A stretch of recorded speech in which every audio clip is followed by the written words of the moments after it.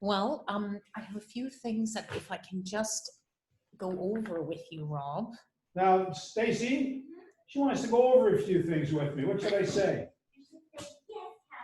Yes, Kelly, that'll be just fine. Well, I need your signature on something. Oh, so that's why I'm asking nicely. That's the only one. Can I just have your signature on this? You give up all your assets, and that kind of shit. I'm going to be giving you signing authority to the bank. Just because we had a change, right? Well, because we had a change in the chair from when we started this bank account to now. That Sergio's not signing anything. You're signing things now.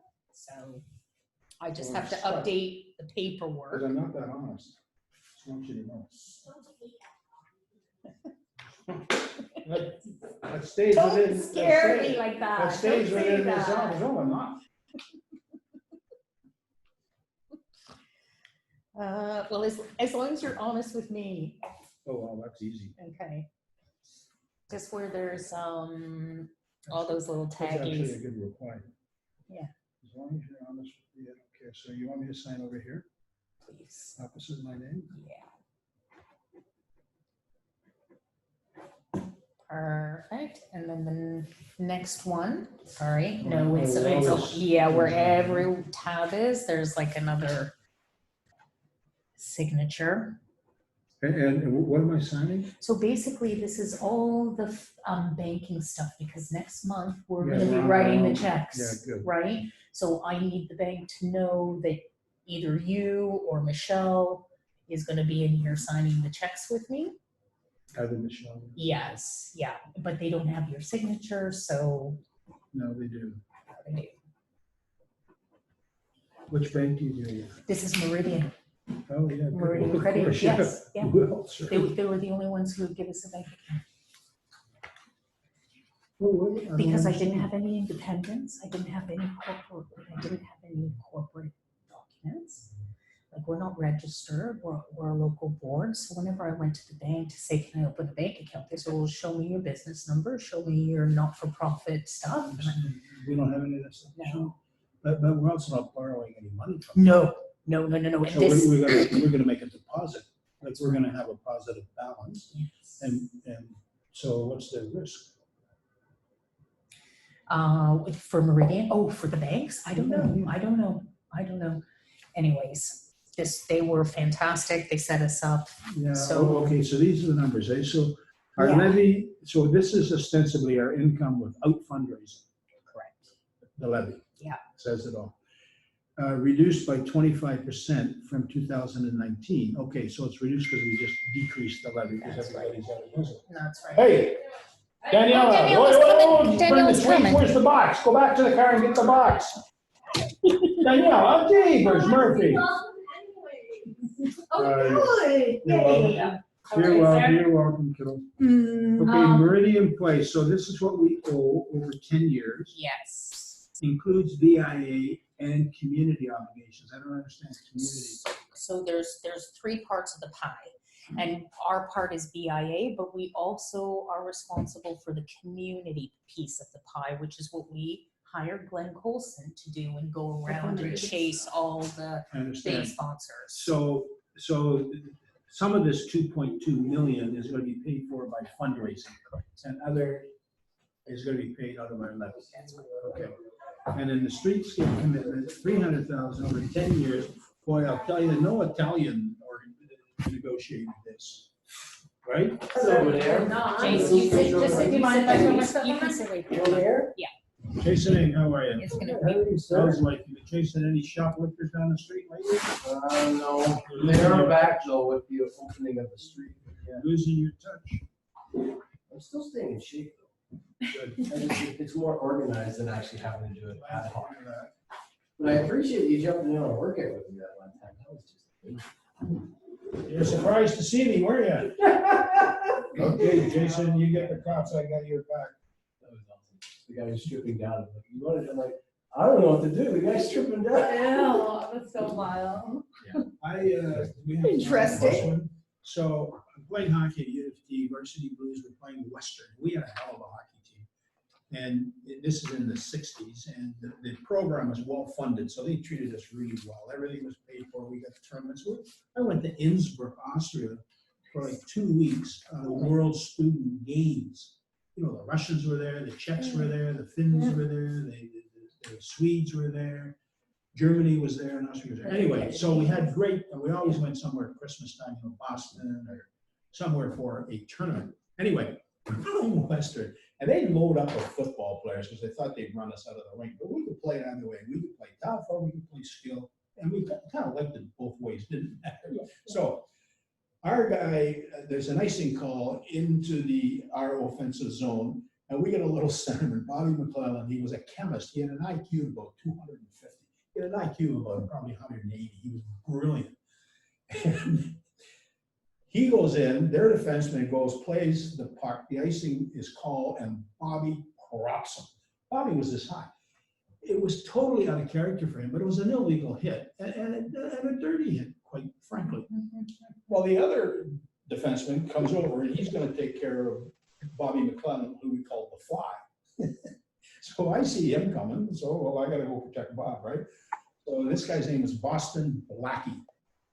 Bob Blackie. He launches himself at the Fly. I launch myself at him. We collide in midair. We both go down. The Fly's untouched. Okay, he's running like this. He wiped out a guy. And so Boston Blackie gets up, and the hair is sticking out of his jersey. His nostrils are about this wide, and he says, "You want to go?" And I'm going, and all of a sudden, this voice beside me says, "Yeah." You know, there's my defense partner, Brian Jones. Well, he hit Boston Blackie so hard. Boston Blackie's going down. Brian hit him with so many rights. Boston was begging for a left. He's in a heap, and I'm going, you know, fuck with me, fuck with the whole team. So, I think that's what way the to fly go. was saying. Yeah. The fly's the one that fucked with someone. So way to go, Brian. Thank you. And we're friends to this day. And so my line is, and it's a King Clancy line. King Clancy said, you know who he was? He was the defenseman for the Toronto Maple Leafs. And Charlie Conacher, back in those days, Charlie Conacher could do anything, any sport. He was brilliant at all of them. And King Clancy, he was a feisty Irishman and always in trouble on the ice.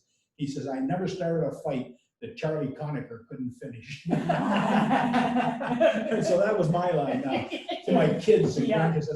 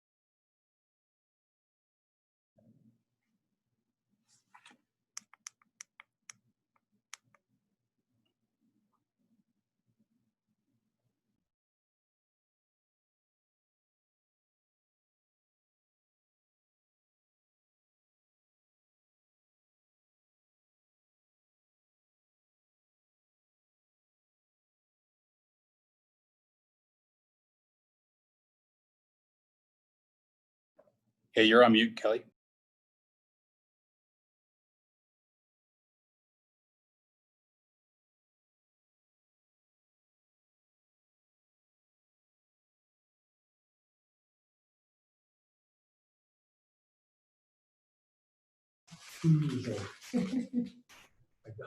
Thank God, I tried to park right behind it, I'm like, either I'm gonna ding his car or my car, and nobody wants that in the car. I bought it secondhand. Okay. Kelly, could Yes. could you send Paul Lynch a link, because he just texted me saying he doesn't have a link. Yes, we do. I'll send it to him right now. Okay. We'll just wait. We've got Paul here to join us. I know Teresa's not able to make it. And I think Kate's had a family emergency, so those two I know are not joining us. The others.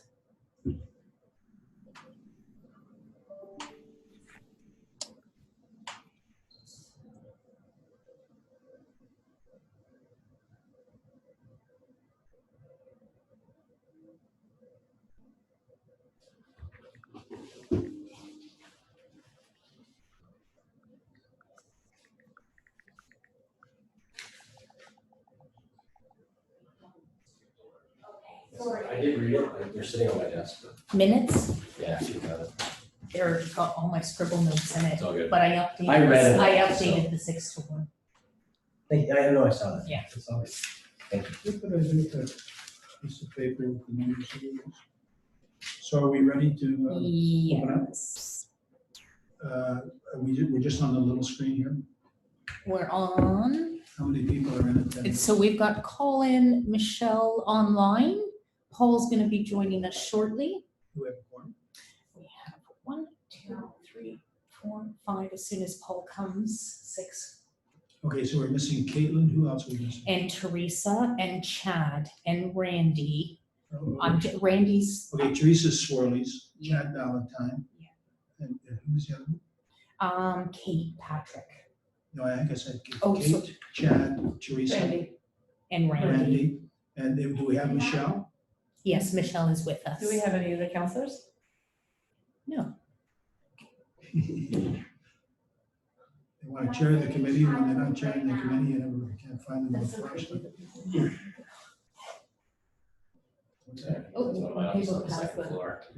Yeah, the back window is creepy, but they're like right in the window. Chad needs the Zoom meeting link too, please.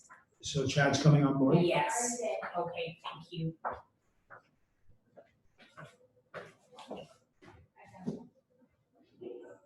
Okay, can we start, Stacy, so that we start on time? And if we need to wait for quorum, we'll wait for it. But can everybody hear me? Yes. Stace? We're good, okay, so Kelly, do we have quorum? We have quorum, okay, I'm told that we have quorum. So welcome, thanks for your attendance. The first item of business is the approval of the agenda, which you should have in front of you. Could I have a motion? Jason Ing moves it, Daniela seconds it, thank you very much. Approval of the previous minutes, motion for that. Moved by Colin, seconded by Chad. Thank you very much. All in favor, all opposed? Okay, so we have approved the previous minutes. We're going to move to the executive director's report, but before we do that, I'm looking at the previous minutes. And there's business here that I want the committees to speak to when it's their turn to speak. So if you remember, Kay Matthews spoke to us. She's the executive director of the Ontario BIA. And she recommends that we make a deputation to council regularly celebrating every significant thing we do to educate the community. So Cal, we just don't want that to, okay, she recommended it, we do nothing. So is there any action on that? I have not actioned that. I guess the best way maybe for me to do that is to send an email to the CIO or when I send it through council, through our counselors. You could ask the CAO what's the route to go. Yes. It's probably got to go through council. I think they would have Yes. to approve you making a deputation, I Yes. believe. Yeah, yeah, so Or I you will. just start with Don McAlpine. Is she still, she's not She the clerk is, anymore. she's not the clerk, but Okay, so Yeah. I'm just pointing that out, that Yes. if we're going to do it, let's do it. Yeah. And to be quite honest, I really don't want to speak to council at any point in time. So you could do it, or Jason being the co-chair here Yeah. could do it, or Yes. the head of one of our committees. I mean, they Yes. got to hear from everybody, right? yes, yeah, great. Okay, so there's that item. The Lakeshore Muse waste product, the street sweeper in the Santa's Village. Can you just, are you gonna comment on that in your I can do it director's right, report?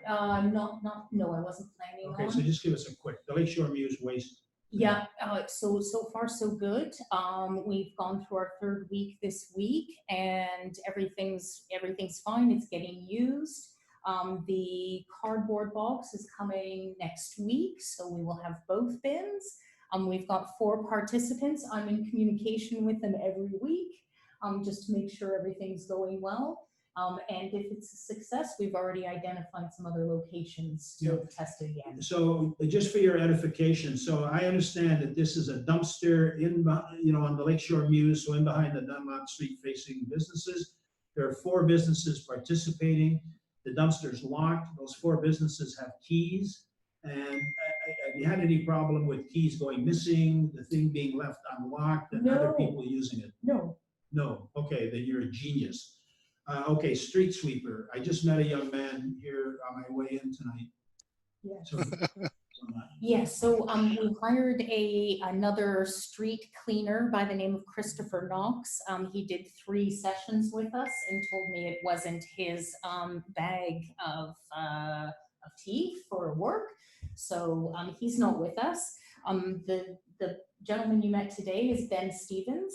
And he's a student that's been with us for a few years. We have a grant, a summer grant program that's been extended till December 31st. So we've hired him to help us with some administration stuff, specifically around Salesforce, which is going to be our membership because he's very good at the computer. But I did also mention to him there might be some times we need him out on the street to clean. So it'll be sort of a half administrative and half helping us clean job. okay, so I don't know anything more than that, but we cannot become top heavy and administrative, okay? I mean, No. we don't want everybody in this office on their computers. No. We want people out on the street, getting things done that people can see, okay? So it's perception. The BIA is out there. We can't all be holed up in here. So you'll take that into consideration, Yes. okay? Now, the Santa's Village and the mural project. Yeah, so Glenn Colson circled back with me. It is in the report. I just took a direct quote from what Glenn has told me. Basically, the financial situation of Santa's Village is not great. So they are still, considering bringing some stuff down, but they would not be in a position to sponsor it financially. So I left it with Glenn that we're willing to come up and have a look at some of the assets, maybe assess what we could move down here, and then could we fundraise with Arnott's, or could we fundraise with another fundraiser and some of our budget to take on the expense of moving those elements down here. Okay, so the way I see this, folks, is that Kelly and I are going to go up to Bracebridge, go to the Santa's Village, hopefully next week, and see what they have, talk to the guy that owns it, and see what opportunities there may or may not be. That it may be for this year, maybe for another year. I mean, we got Santa's Village, which I don't know how many tourists or visitors they attract in a normal year, and it's an hour's drive north. Is there a way that we can ride on their coattails a little bit? And I think it's worthwhile exploring for sure. And the other thing we're looking at in Meridian Square, Meridian Place, for the Christmas season are these Christmas markets. So a combination of a Santa's Village with Christmas market. And, it's going to take us a couple of years to really get it going, but that could be very warm and fuzzy. And it could be a great, memorable experience in the downtown that no other downtowns offer, okay? A Santa's Village experience, whatever that might be, and these Christmas markets, the mural project. Mural project, great news. Thank you to Paul Lynch, who has offered 2 of his buildings. October 3rd, we will have 2 murals going up. So one here on the BIA building and one at the old BMO building, so right here at Meridian Place. Both projects have been funded. Barry Peacock just came on board and the city has given us money to fund one of the projects. So Glenn is, fundraising for these mural projects. And like I said, we will have 2 of them up and running for our open air Dunlop days on October 3rd. Okay, now the planters along Lakeshore Drive and the planters on Dunlop Street, that was an issue too last time. The planters we are not able to touch because apparently they are still under warranty. So, and they are under warranty with the construction company until we sign off on the construction zone. So planting anything significant in there is not possible until the project is complete. So vandal planters are not welcome. Correct. Okay, so that's the planter issue. Now the reopening of businesses, it was noted that marketing support is needed to drive traffic downtown. This is Teresa Woolard, the results of a mini survey, I believe. Is there any update on that? Yeah, so we met 2 Fridays ago, Teresa, Michelle, Kate Patrick, representing the messaging committee, and as well as one of our members who just has a keen interest in social media and marketing. So Stefano from Pizza also joined us for that meeting, which was great. Just because he's not a board member, he just has a passion for the downtown, which was fabulous.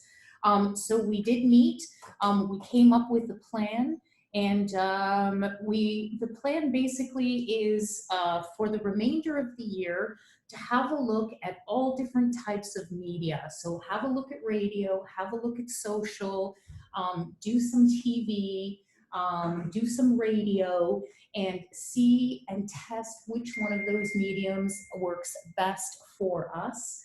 As far as the demographic goes, the concentration is on Barrie and maybe a 30-kilometer radius around Barrie. With this campaign, we really wanted to focus on bringing people back to the downtown, reintroducing them to the downtown. So we are not focusing any efforts outside of our own market with this $20,000. As far as like who we're targeting, it's mostly women, sort of like 20-year-old to 50-year-olds, because they've got the families, they've also got the boyfriends and the husbands, and they're the ones who make the decisions and the buying. So we really, that's where the marketing plan sort of focused. This week we have a TV commercial airing on CTV Barrie. It will be happening during the news hours, and it is drawing people to downtown for open air Dunlop, but it also highlights autumn in the city. So, if you miss open air Dunlop, there's still other things to do downtown. So we didn't just focus it on that one event. We said, there's many things happening. And with that CTV commercial, we were able to split it so that we will do a concentration of 3 weeks of advertising during the fall, and then 3 weeks during the winter with a whole separate campaign with CTV News. So I think that's definitely a big purchase for us. And the first time we're gonna have TV commercials, so. What's the cost comparison? Because it's social media and also video or. Yeah. So can you tell me what the cost comparison is of that 20K between video / social media? Because social media is pretty inexpensive. Yeah, yes. So I'll get to social media in a minute. The CTV campaign was $7,650. And that included, and that's going to include 2 video productions, at the fall one and then the winter one, on top of all of the airing at the news hours. The social media campaign is actually only costing us 500 because we received some RTO 7 funding, which is tourism, like the big organization across Ontario. And we put in an application just last week, and we were approved for $5,000 worth of social media campaigns. It's a lot of money for social media. It's costing us $500, but it's $5,500 worth. So we will compare it and see how much the $7,000 gave us compared to this $5,000 spent. Yeah. What I love about this plan is that we're testing a whole bunch of areas. And to Kate's point, she was like, I feel very much like we're just shooting at the hip, we don't really know what we're, like where we're targeting. But the aim of this campaign, like this whole plan, is to get some of that data, get some of that analytics so that in 2021 we can make more informed decisions about where we market, what's successful, and where we get the results. So this plan will give us that data we need for 2021. However, you've identified who the target audience is, which is most of the battle. Then it's about measuring that you got it. Yes. So, Okay, well, we'll keep moving here. So there was a motion to spend the 20,000 on advertising campaign. Kelly has spoken to that campaign. I also have in front of me here a 2020 marketing plan, reintroduce you to your downtown. So this is out of my expertise in marketing and how to advertise and that sort of thing. So this will be committee work, but the $20,000 was approved and it carried 7-0. Now, Paul Lynch is chair of residential and property reassessment. So he's working on this governance issues and meeting with Barriston, et cetera, et cetera. So Paul, when he gives his report, will bring us up to date on that.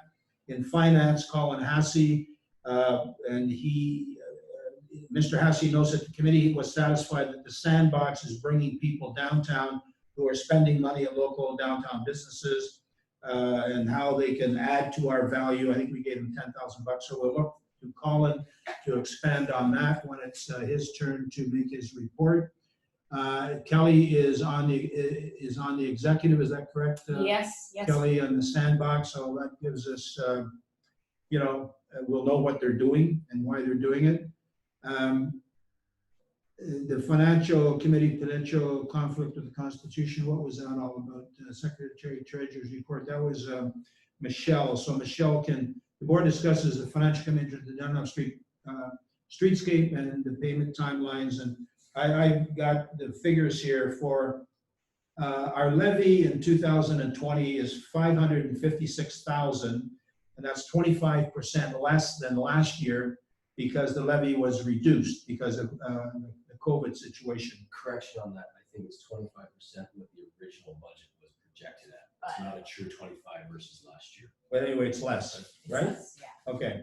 Now Meridian Place, it's 2.2 million, 2.283 over 10 years. Now that includes the BIA and community obligations. So that money's either got to come out of our levy or it's got to come out of our fundraising. So that's the community obligations. I just wanted to get these numbers and what we're responsible for. But there's no yearly figure, right, Kelly? No minimum amount of how much we. So we can pay or not pay. We just got to pay it all By by 10 years. That's right. Okay, and the streetscape is 300,000. We have 10 years to pay that, and that's going to come out of our levy, I would expect, right? And there have been 0 payments made. So that's sort of a brief overview of what's happening there. So that takes us through last month's board minutes. Now we'll continue on with the agenda that's being approved. Did we do the approval of the previous minutes? Yes. We did. Okay, so the executive director's report. Go ahead, Cal. Yes, thank you very much. So last meeting, we had Kay Matthews with us, and some conversation happened with us before and after that meeting regarding us moving away from the city and adopting HR policies and procedures. And rather than going out and spending money on brand new written ones, OBIA has offered that we can rip off their HR policy. So we will be doing that. The other thing though that Kay mentioned was an HR committee from the board members. So this is a request that I have to the board, that if there is anyone interested in forming an HR committee, it would be great so that we could review the HR policy manual that's going to come from OBIA. And it'll also be really important for us to have a committee for HR issues, just with regards to any staffing and you know, who reports to who and who if I have a problem with somebody, who do I go to, I guess is what I, you know, and so I obviously can go to Rob and the exec, but I think the committee is a best practice. And so what I'll do is I'll just put it out there, and if you are interested in participating in the committee, can you please let me know?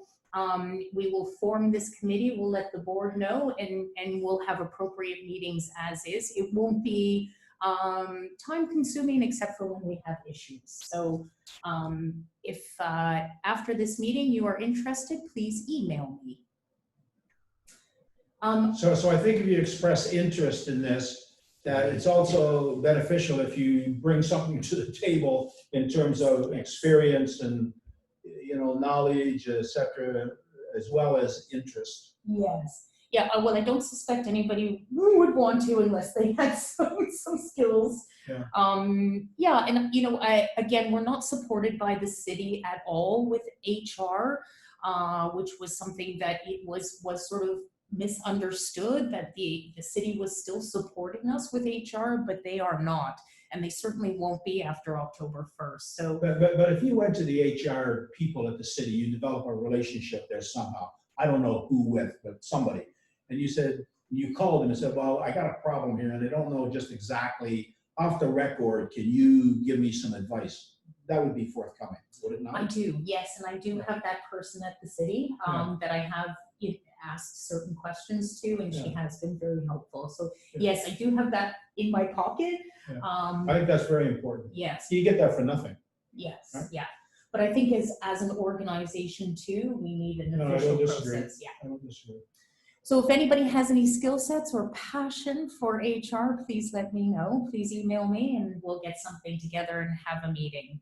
Okay, Autumn in the city. Yeah, so this Saturday is our very first open air Dunlop, and if you haven't been down here today, please try and get down here this week. We have already started the beautification process of the street, and the gateway banners at Owen and the gateway banner at Mulcaster went up today. I've already been getting text messages from people and emails saying how awesome it looks.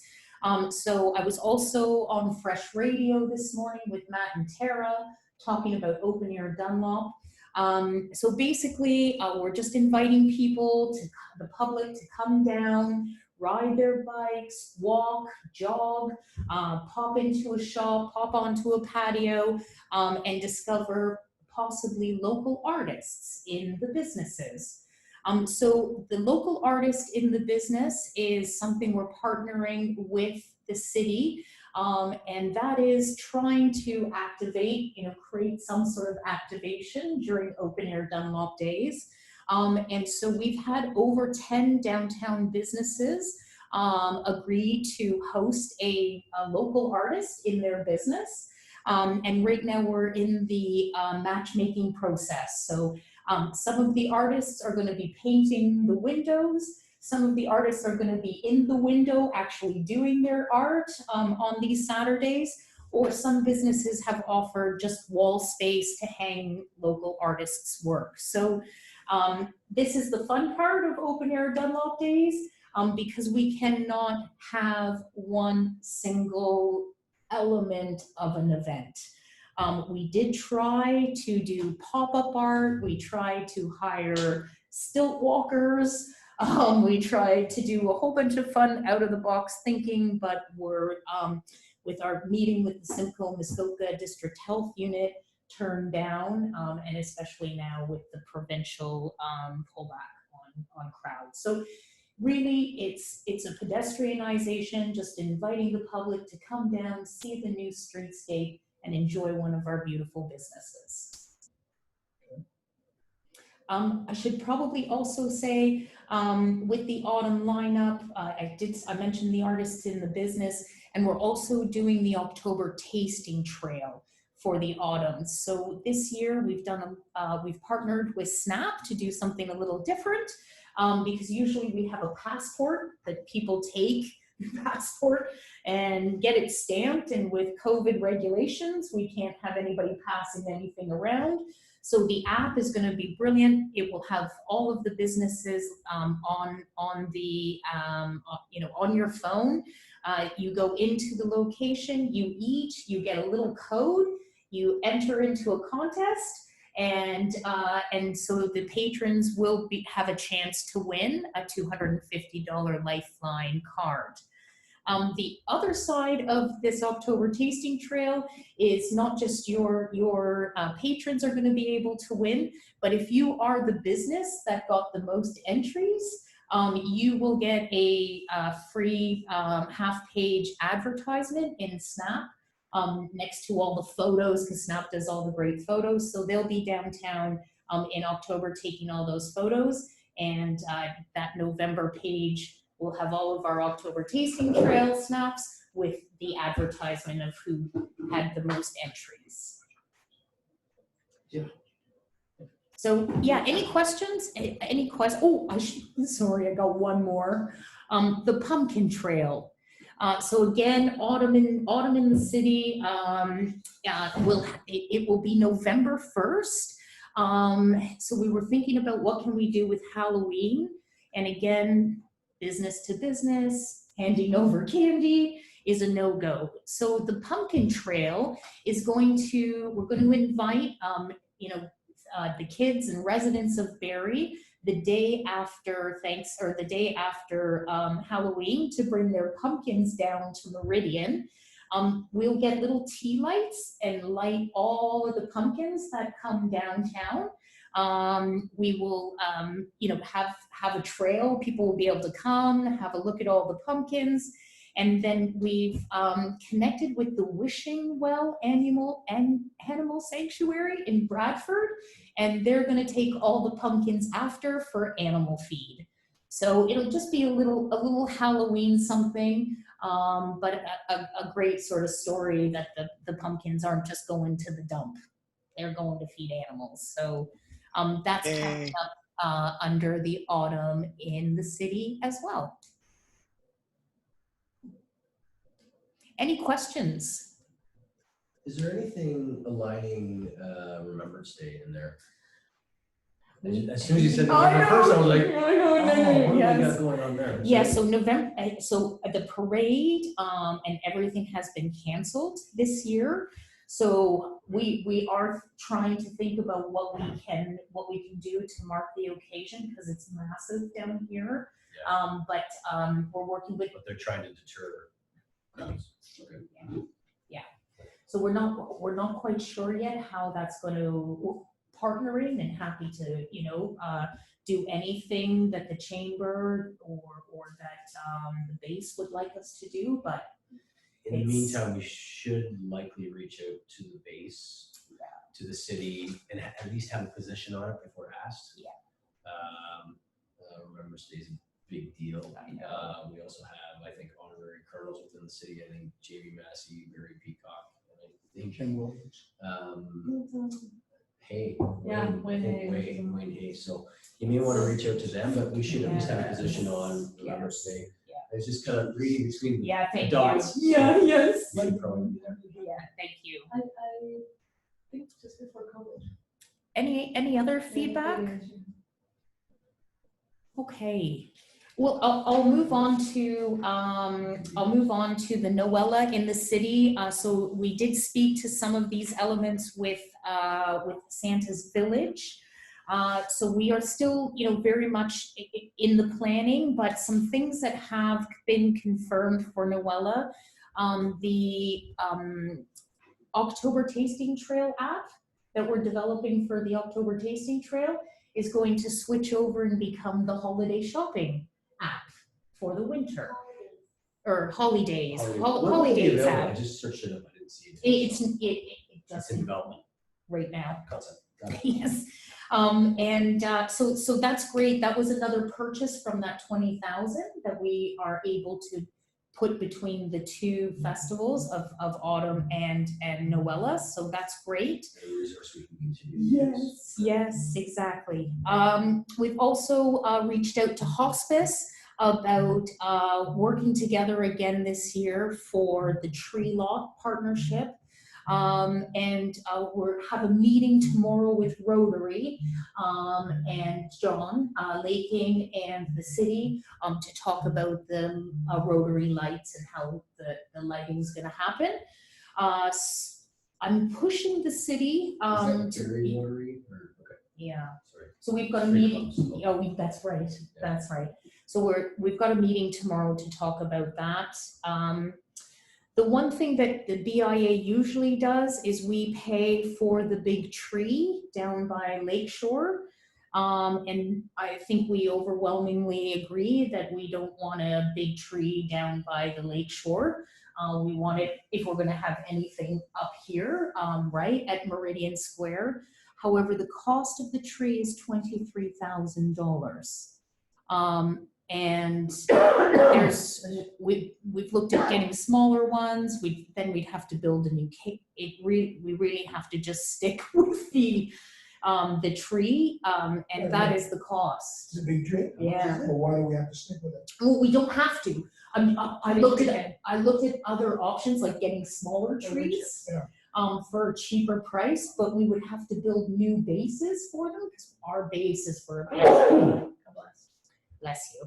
So it's about the same price if we get 3 small trees or if we get 1 big one. Yeah, okay, so there are other things. You're going to that meeting tomorrow, Yes. and we have 23,000 that we are going to spend or not going to spend on the big tree. So you got 23,000 bucks in your pocket to go to that meeting. So you talk to the Rotary people, John Laking, et cetera, and say, well, okay, I mean, yeah, you can't put a 5-foot Christmas tree up because you got to do some kind of a base. I mean, who says that? Who says that? Oh, I think it's so the tree can, something, a base for it to sit in. I've seen trees made with lights. Well, Just in the shape of them. Okay, so they got to be there so that they're stable, they're not That's going right, to blow that's it. over and all that kind of stuff because they're standing alone, right? You can't Yes. tie them to anything because they're in the middle of a square. So I understand that.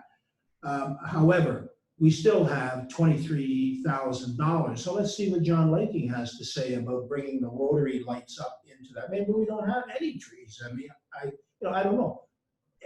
Everything is up. We just can't say we got to do a tree on the lakeshore that, in my opinion, doesn't do us any good. Yeah, the cars going back and forth on the lakeshore, they're not spending any money in the businesses on Dunlop Street. So we have to do something that promotes and enhances the experience of walking down the sidewalk on Dunlop Street. And that big tree doesn't cut it. I would rather keep the $23,000 and not spend it. Spend it somewhere else than do a tree that, in my opinion, doesn't do us any good. Now, that's just my opinion. If whoever is to make it safe, clean, and beautiful, whatever committee is going to do the work on whether we do that tree or don't do that tree, these are the things they should consider, okay? And we don't know what we're going to discover up in Santa's Village, probably nothing, but we're going to make the effort, right?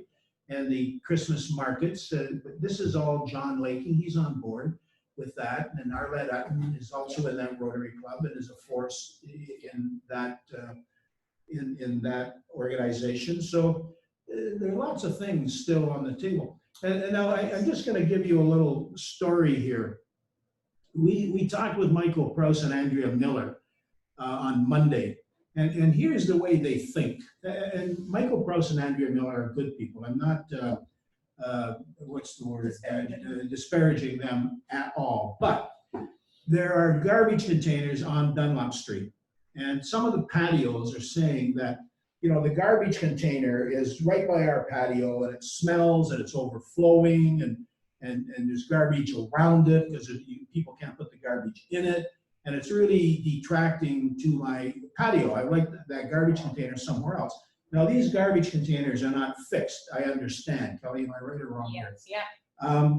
And Andrea Miller's response was, oh, well, that's where they have to go because the engineers have designed it that this is how they're fixed into the sidewalk. And that's it. You gotta accept it. And I said, are you kidding me? Because engineers make a design that the only reason we have garbage containers is because we have businesses. And if businesses cannot thrive and prosper, and if a garbage container is detrimental to that business, move the garbage container.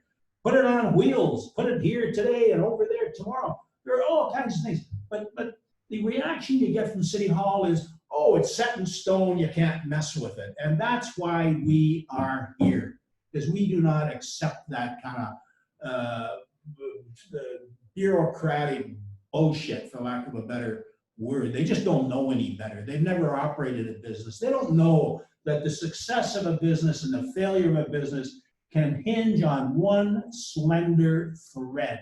You got to have everything working in your favor to be successful. So if the garbage receptacles are in the way, we move them. And I don't care what the engineers did. Who the hell are the engineers? They work for us. So we find a way. We don't, right? Okay, I said enough. Thank you. Keep going. It was great. That was a great meeting, by the way. Yeah, we will just keep having more of those and just keep pushing the bar. So that was. So that was left, and Andrea Miller's going to look into it as Yes. to whether these things can be moved, portable, or whatever. Yeah. An alternative. Rob, if it gives you any hope, I did work with Andrew Miller over a much longer period, and there are no benches going at the corners of Maple and Dunlop or Marion and Dunlop, and it's a very similar conversation.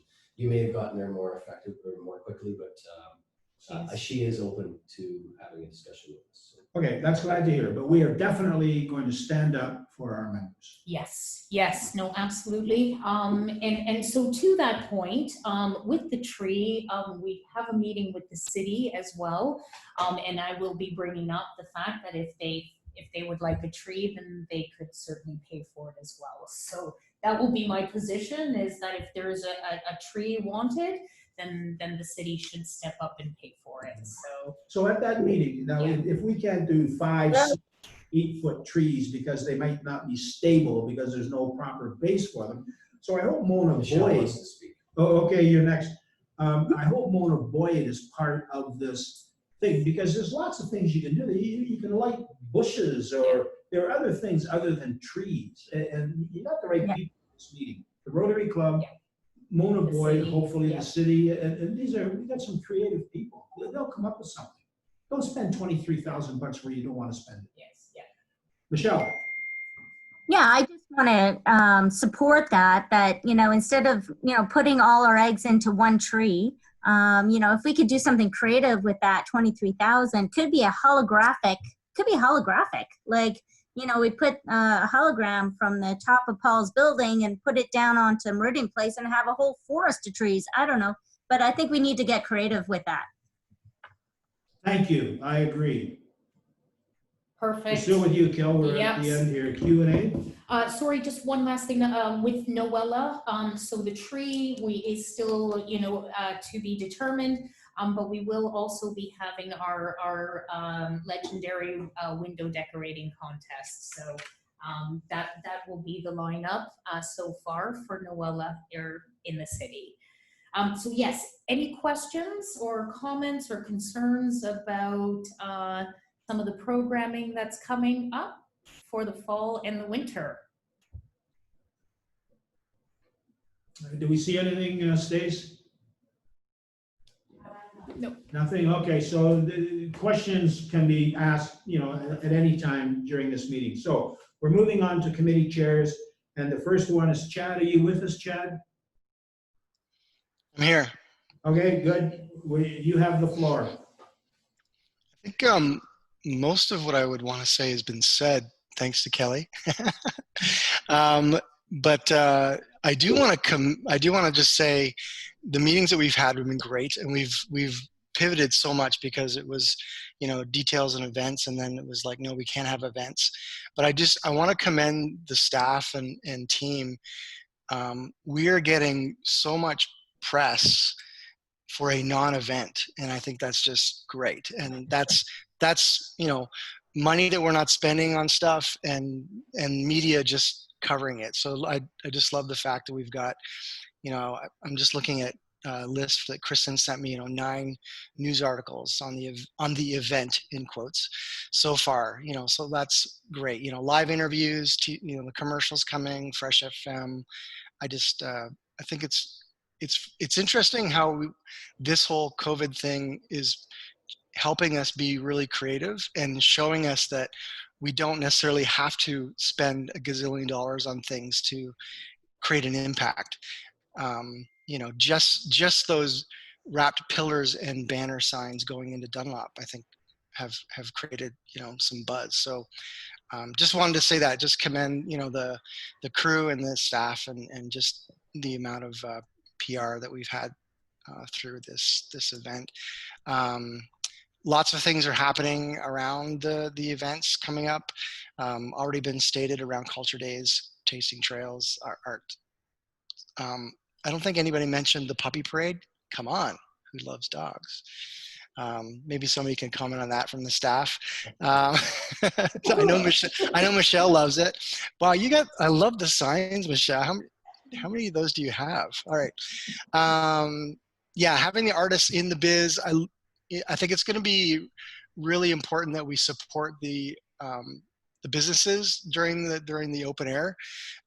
They are really the event, really. So it's going to be great if we can help take pictures, do stories, social posts around all these amazing storefronts and the activities that are happening around that, whether it be artists in the biz, whatnot, and the extended patios and the contests. So overall, I think it's going great. And despite COVID and despite not having an event, I think this open air in autumn in the city is going to be a success. It already has been. I mean, the media alone, it's been great. Can you just expand on this puppy days thing? I don't know anything about that. Yeah, if I may, can I jump in, Chad? Yep. Yeah, so every Saturday, what we've done is we've invited culture groups to come down and walk the streets, because we can't have an event. So give me an example of a culture group. Coke service dogs. Yeah. So Coke service dogs, we said to them, we would love to have you on Saturday, but we can't have an event. However, if you would like to bring your puppies down to Dunlop Street on Saturday and walk them for a walk, that would be okay, because it's not an event. So that's the puppy parade. We've invited Coke service dogs to come down on October 17th, which is the last Saturday of Open Air Dunlop, and they're going to be parading, taking the puppies for a walk just on Dunlop Street. So we've had to get creative about all these different ways to invite cultural groups, but that's one of the ones that. So in addition to that, Chad, can you hear me? Yep. Okay, so this just tweaks something in my imagination here. People love their pets. My wife is a prime example. She's had our mutt in best of show contest. I don't know where, how, when, or why, but we could have a day in downtown Barrie, bring your pets, stroll the stroll, it's pet day, it's this. We should call the SPCA, is that what it's called, Society of Prevention of Cruelty to Animals? They would come down and set up a booth in Meridian Square and They would love to do that for the exposure and bring down some of their dogs that are up for adoption and all this kind of stuff. All the shopkeepers put bowls of water out in front of their shops. And it's not an event, it's just people walking their dogs up and down Dunlop Street. If we could have an event, and we call the veterinarian places, okay, we got a guy, I forget his name, in the Rotary Club who's is a vet. And he bought the old Cake building and he's got his veterinarian team there. You know who's it? No. Oh, God. Anyway, I think that has legs that maybe doesn't happen this year, but for another in the spring or whenever, that we have this pet stroll day. Chad, you guys have to come up with a catchy name for it. And that would Michelle bring- already has one. And that would bring people downtown Yes. who don't come downtown, wouldn't come downtown for any other reason. These things could really, get some momentum. Anyway, I'm just throwing it out. So Kelly, we'll I just love it. notate that so it doesn't fall off the end of the table. Woodstock. Okey-doke. So Woodstock. Chad, we're still with you. Was I'm that sorry, Michelle? somebody want to talk? Michelle was talking. Michelle. No, when I was in the Florida Keys, they used to do a festival called Woofstock. Wolf. Wolf, dog, wolf, like. Woodstock, I like it. So Chad, write that down. Cats matter too. Cats matter too, No. Yeah, you guys will come up with something great. Okay, so Chad, we're still with you. Are you in the wrap-up mode or what's happening? No, that's good. I think we're covered. I just want to say that we continue to leverage these cultural groups because they will promote the space that they're using. So the puppy parade and those kind of things, let's find more of those opportunities to bring groups down because they'll be taking pictures of their whatever, dogs or who knows, and they'll be taking pictures of the street and storefronts and maybe other people. So I just think let's keep layering this to for ongoing marketing and messaging. I agree, and my comment on this would be, you can do stuff that doesn't cost you anything that's very, very effective. And if you see entertainers that involve the audience, okay, you've seen the Freddie Mercury movie, what's it called? Bohemian Rhapsody. And Freddie Mercury got the audience singing and participating and doing stuff. And it worked. They said that no other entertainer had a greater interaction with his audience than Freddie Mercury. So that's what we need to do in downtown Barrie. We need to interact with the community, get them coming down here, doing what they like to do at virtually no cost to us except a little promotion and exposure. And this puppy parade, whatever you want to call it, Woofstock, I think has great potential. So these are the roads we want to go down aggressively. Okay, safe, clean, and beautiful. Is Kate with us? Kate is not with us, Is but there a backup to her? Jason, yes, so Jason, you wanted to speak to something, and really, we've already dealt with the clean part with the beautification coordinator. So I think, Jason, if you want to speak to the safety part. Yeah, there's been a lot of, in light of COVID, there's been a lot of things that we've realized, and it's actually been beneficial for downtown. I don't know if it's streetscape or COVID, but in light of all that, we have seen some newspaper articles come out as of recent that have leaked spaces or potential spaces for a safe injection site. I sent emails to, I think, all the committee members as well, just to say, is it worthy of a discussion? And more importantly, is it worthy of having a position on the matter? Seeing as all the sites seem to be within a stone's throw of our beloved downtown. And so I just wanted to open up the floor and say that, first of all, as a business owner, I'm concerned that moreover, the intensification of social services, which speaks against a lot of the things that Sergeant Luce had talked about when we talk about the SEPTED principles. But more importantly, I think knowing that where the potential that there is a location committee that's completely got the BIA in their crosshairs, I think it'd be important at this time to potentially have a position on that. I'd like to hear some opinions for or against and see what the discussion is around the table. Can you just edify these principles that you mentioned? Sorry, it is the SEPTED principles. It's safety through civil planning and engineering, but essentially it's an accepted process through policing whereby you're thinking proactively and planning planters and seats and lighting and all those practical things that decrease crime and harm and keep, ultimately what we're trying to do as an organization, keep it safe, clean, and beautiful. So that's essentially what it speaks to. I'm not an expert. I think probably Dave Luce or maybe even somebody at the city could speak to it further, but the principles are pretty sound. It's somewhat rational, but I don't profess to be an expert. I know that I'm familiar with it, and that some of the steps that we've taken around Nutrition Plus has been definitely very helpful. So comments from any of the members?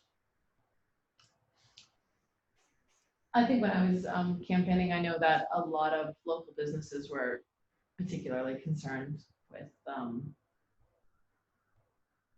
safe protection sites coming into the downtown and just being kind of like the hub for all the social services and how that impacts the local businesses. So I think as representatives of that, of those members, we should probably take a position. What that position is, I'm not sure, but it's certainly seemed like something ever present in the members' minds of how we're managing those elements. Yeah, I mean, I've never spoken to any member, and I've spoken to a lot that are, you know, not concerned about a safe injection site or other social services coming downtown. It's a concern. Sorry, Colin, they are concerned or not concerned? They are concerned. Everybody I've talked to. So I think we should take a position on it. Is there anybody in support of a safe injection site in the downtown core? I'd just like to hear some of their comments if that's the case. I'm just taking from the guys that potentially it could be right beside your business, and how would it impact? Stacey, can we get everybody's picture on the screen? I don't know. People have turned it off, yeah. Okay. So everyone is supportive. Sorry, go ahead. Yeah, so my only thing is if I don't believe we should have a position until the location is chosen. Once the location is chosen and it is actually within the BIA boundary, I feel that we should survey our membership and get find out, you know, get facts basically on where they stand through a survey, and then take a stance, take a positioning statement based on those facts. Sorry, I think it's too late after a site has been selected. Maybe we do that survey, Michelle, that you suggested beforehand, because I think I mean, I don't know how it works. Yeah, I don't know how it works logistically, but once they've chosen the site, I don't think there's much we can do at that point. Our positions are relevant. Still have a stance, but we, you know, if it's not within our boundary, then I don't believe we should have a stance. Sorry, let me back up then, just to add on your comment. If it was beside your business, would you support a safe injection site, yes or no?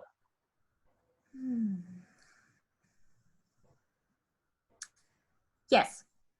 Okay, now asking the same question, representing that of the people that you represent, would that be in line with what you've heard from your other neighbors, or is that your personal opinion? Yeah, well, that's the thing. That's what we have to keep separate. So that is my personal opinion. But if the majority of our membership say no, then I'm going to support that. So I think we survey before the site is selected so that we can come to a position based on the memberships. I can tell you from the survey that I did when I canvassed, it's pretty outright and clear. Yeah, I'll echo that, Jason. I mean, we talked to everybody. Sorry, say that again? I'll echo what you just said there. Like I don't think we need to waste time. I think we have the support of our members just by rights of us sitting here. We've already had 2 votes on this during this 4-year term. I know it was one of the ones that was quite contentious in the past. I think this would actually be a good day to have a discussion, because I think what it does is not having the councillors there, not that I don't think their vote doesn't count, but it doesn't put them in any sort of potential conflict, because I know that was contentious as a historical in the past, to the point that those 2 councillors are no longer with us.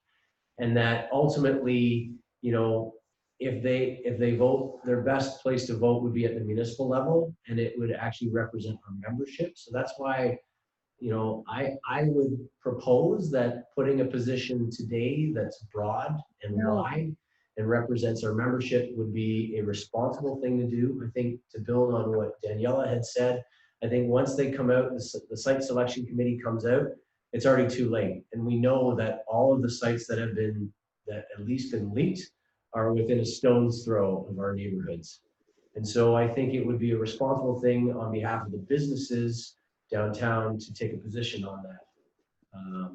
But I'm open to hearing other. Based on facts. I'd like to ask a question. Who's the driving force behind getting a safe injection site, no matter where it is? Is it the city, the province, or who is it?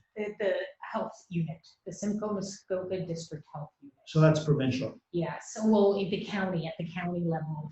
So the county. However, yeah. many of the people that had sit on that selection committee or the formation committee were all of a certain narrow focus, all being social services, whether it be the, I don't know what it's called, used to be the AIDS Committee of Simcoe, which is now, I don't know. There was a lot of social services that had a vested interest in seeing its acceptance. And so by rights of where we're at now, we're in a very unique position because they're reselecting new sites, and we have an opportunity to actually have an opinion. And I think right now is a really good time for us to get ahead of the conversation as opposed to being reactionary and just saying, as a matter of fact, it represents our membership. But I don't think it needs to be as specific. We just have to have a position and keep it broad. Is there anyone else that's also in support of the safe injection site? Hey, Jason, Paul here. Yeah. Go ahead, Paul. Okay, yeah, so, oops. Can't understand you, Paul. What language are you speaking? Wolfstock. Yeah, Is it puppy days? Is that Woodstock? What's going on here? that's not on my end. Oh, Colin, okay. clear your throat. Yeah, so as someone that's been downtown now for 7 years, like full on, trying to build it up, trying to promote it, attract tenants, residential business, and it's been the number one detractor, just the people going around on drugs, and I'm always like trying to defend it. I'm also always in contact with tenants of the various buildings and neighbors, and it's just like it's such a draining struggle for them. I don't believe that it's compatible with commerce, with trying to do business. You know, speaking from all the feedback that I get from people talking about why they don't want to bring their families downtown, and then from the business owners. So I hear a lot of this firsthand, and then I just think of like a smaller example of that would be when the methadone clinic was on Owen Street, and how people didn't even want to walk up Owen to go to their banks on Collier because of the lineups for these meth clinics, and just sometimes getting harassed or whatever it was. And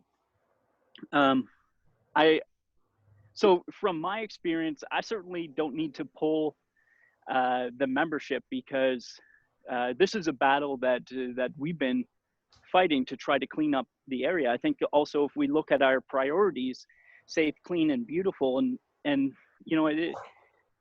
even if it's outside our levy limits, and but still in proximity, I certainly think that we will feel the effects of it. And as one of our top priorities, wanting to encourage residential development and encourage more people to live downtown, how would these developers feel about it? Like, if they're going to have a sales office selling condos, like right across the road from one of these sites, that's really problematic, I think. And maybe we should, in short order, get some of these developers to weigh in on their opinion, because if they're looking at spending $500 million on a project or thereabouts, that's really significant. One of those projects can move the needle. So Jason, I think that it's always best to be proactive, and I think that it would be prudent to take a stand, and then perhaps also maybe the BIA should have a representative on the board so that we can help find the best location in the city for this service to go into. So two things. How about a board seat? And I don't know, Jason, would you be interested in that? And second, let's take a position. I'd like to take a position first before I volunteer for any boards right now. In my personal opinion, I would allow us to come out of this meeting and be unanimous. We would look united, our message would be strong, and it would represent our membership. But I appreciate your comments, Michelle, but the only thing I hasten to say is that, are we best representing our businesses? If a safe injection site was positioned directly beside or across from your business, would it have a beneficial effect to your business? And I would say quintessentially from my end, I would say no. It's not that I'm not sympathetic to the cause. I've basically spent over a quarter of my life in addiction medicine. So from the professional side, I understand it. However, we do represent the businesses of the downtown core, and I think a strong stance is warranted. I'd like to make some comments on this.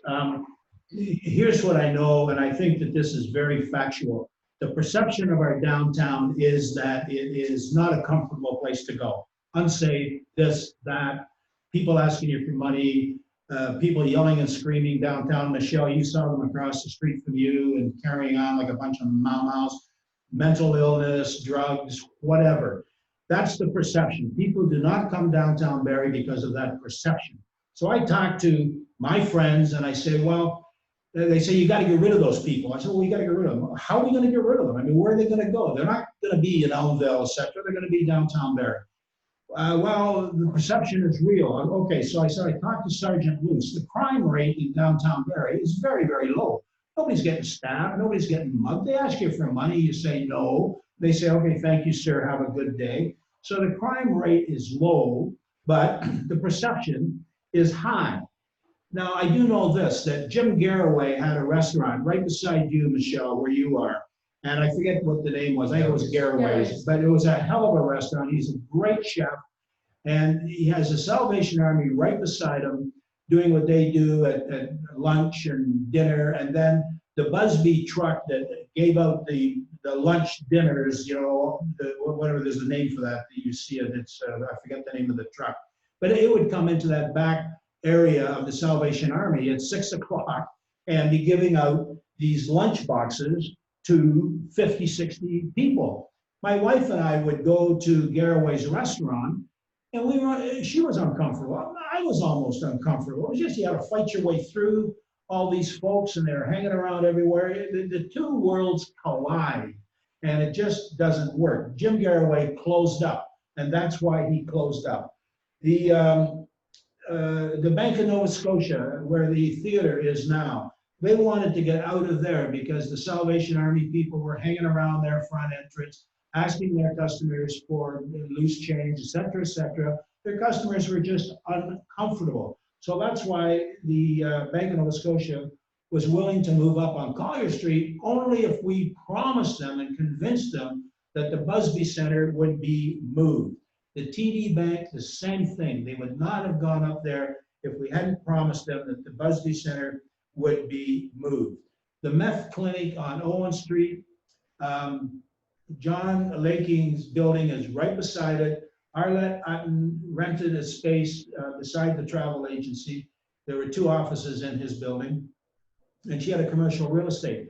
She left because of the methadone clinic. And I was right there for years and years and years, and there's coffee cups and there's stuff all over the place, and they're hanging around and they're yelling and screaming. It's a collision of 2 worlds. John Laking, while he had his building for sale, it was just untenable. and those are just facts. So I think, we can't be wishy-washy. We gotta come out and say, this is what we should do. So the old fire hall location over on whatever the name of that street is, off Bradford, Vesper, is it Vesper or whatever? Okay, the city owns that land. A good investment would be to build a building there. It's far enough away from the business downtown that the collision of the two worlds be kept to a minimum. And get the Salvation Army to locate there, get the methadone clinic to locate there, get the, what's this other thing you're talking about called again? Safe injection site to locate there. There's lots of room. It's within walking distance of the bus station and the downtown, et cetera, so you're not putting them up at Duckworth and Grove, okay? They're still down here, but they're not in your face. We gotta come with a solution, not go and wait till somebody chooses a site and say, oh, we disagree. Wow, thanks for coming, but you're a day late and $1 short. Let's come with a solution. That's the only way, in my opinion. And without a seat at the that table, would I be a don't think site. you can be part of the discussion. I think right now. Then we have to be forceful. So what do you want us to do? Some of the motion. Who do we go to? Chad, I haven't heard from you. Are you indifferent, silent? Well, I'm on two planes. One, I think everyone that lives downtown and walks downtown is a worthy citizen of Barrie, and we should treat everyone as a That's citizen. just not true, Chad. They're not a productive, contributing citizen. Are they worthy? Yes. But if they're screwing up other Let me finish. people Let me finish. Let me finish. who have a vested interest, then, Yep. Yep. No, I'm just saying, as a human, they're worthy, and we don't want to see them die. So that's the other side. I also think that, and this came up with your post, with your mention, Jason, about there's that new the space, the 705 space, and I was encouraged by that, but I also was discouraged because nobody was talking about the 8 citizens or people that have graduated from the Hope City Center through their rehabilitation clinic.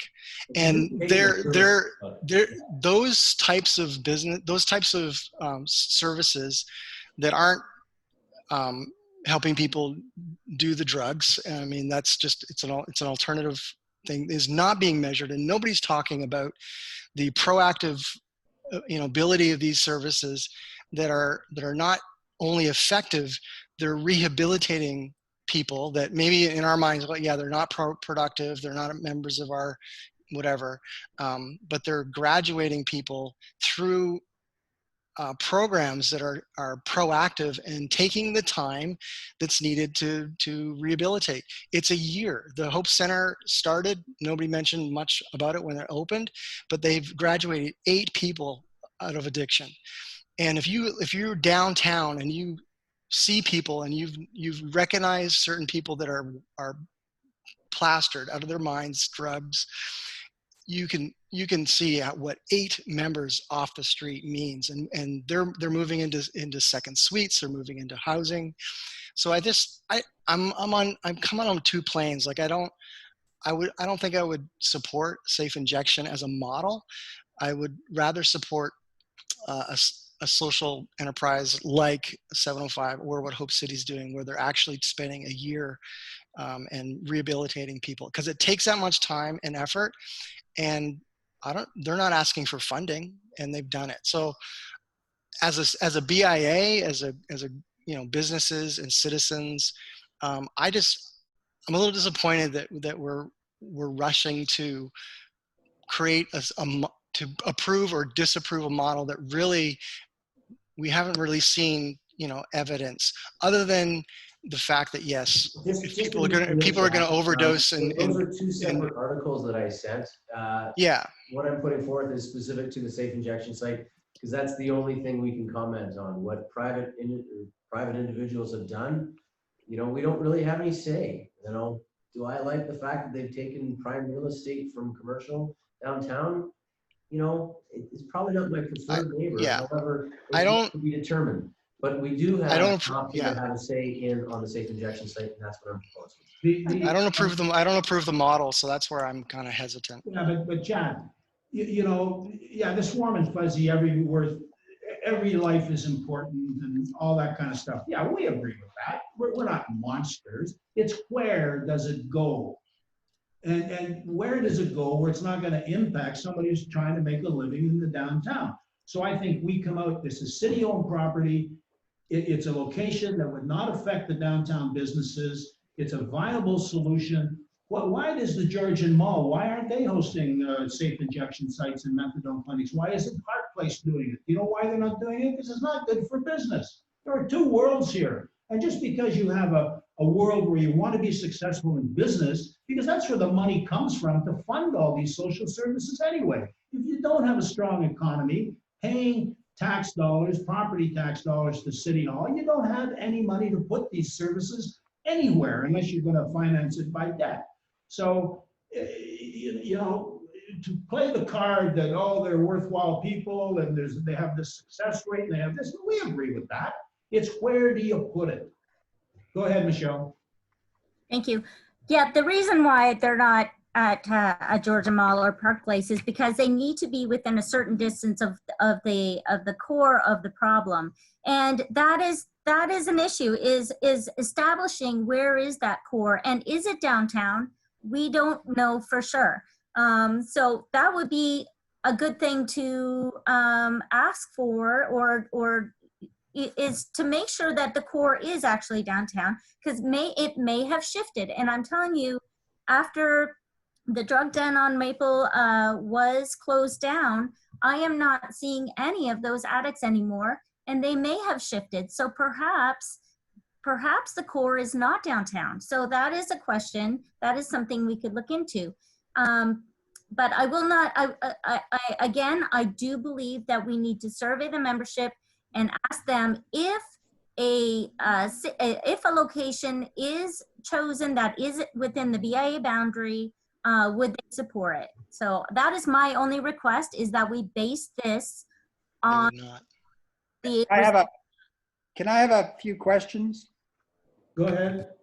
I'm wondering, is the purpose of us taking a stance because we believe that we're going to be able to help the downtown core by shifting where the people that would use a safe consumption site spend their time? Or is it because we have an issue with the the reason why safe consumption sites are needed?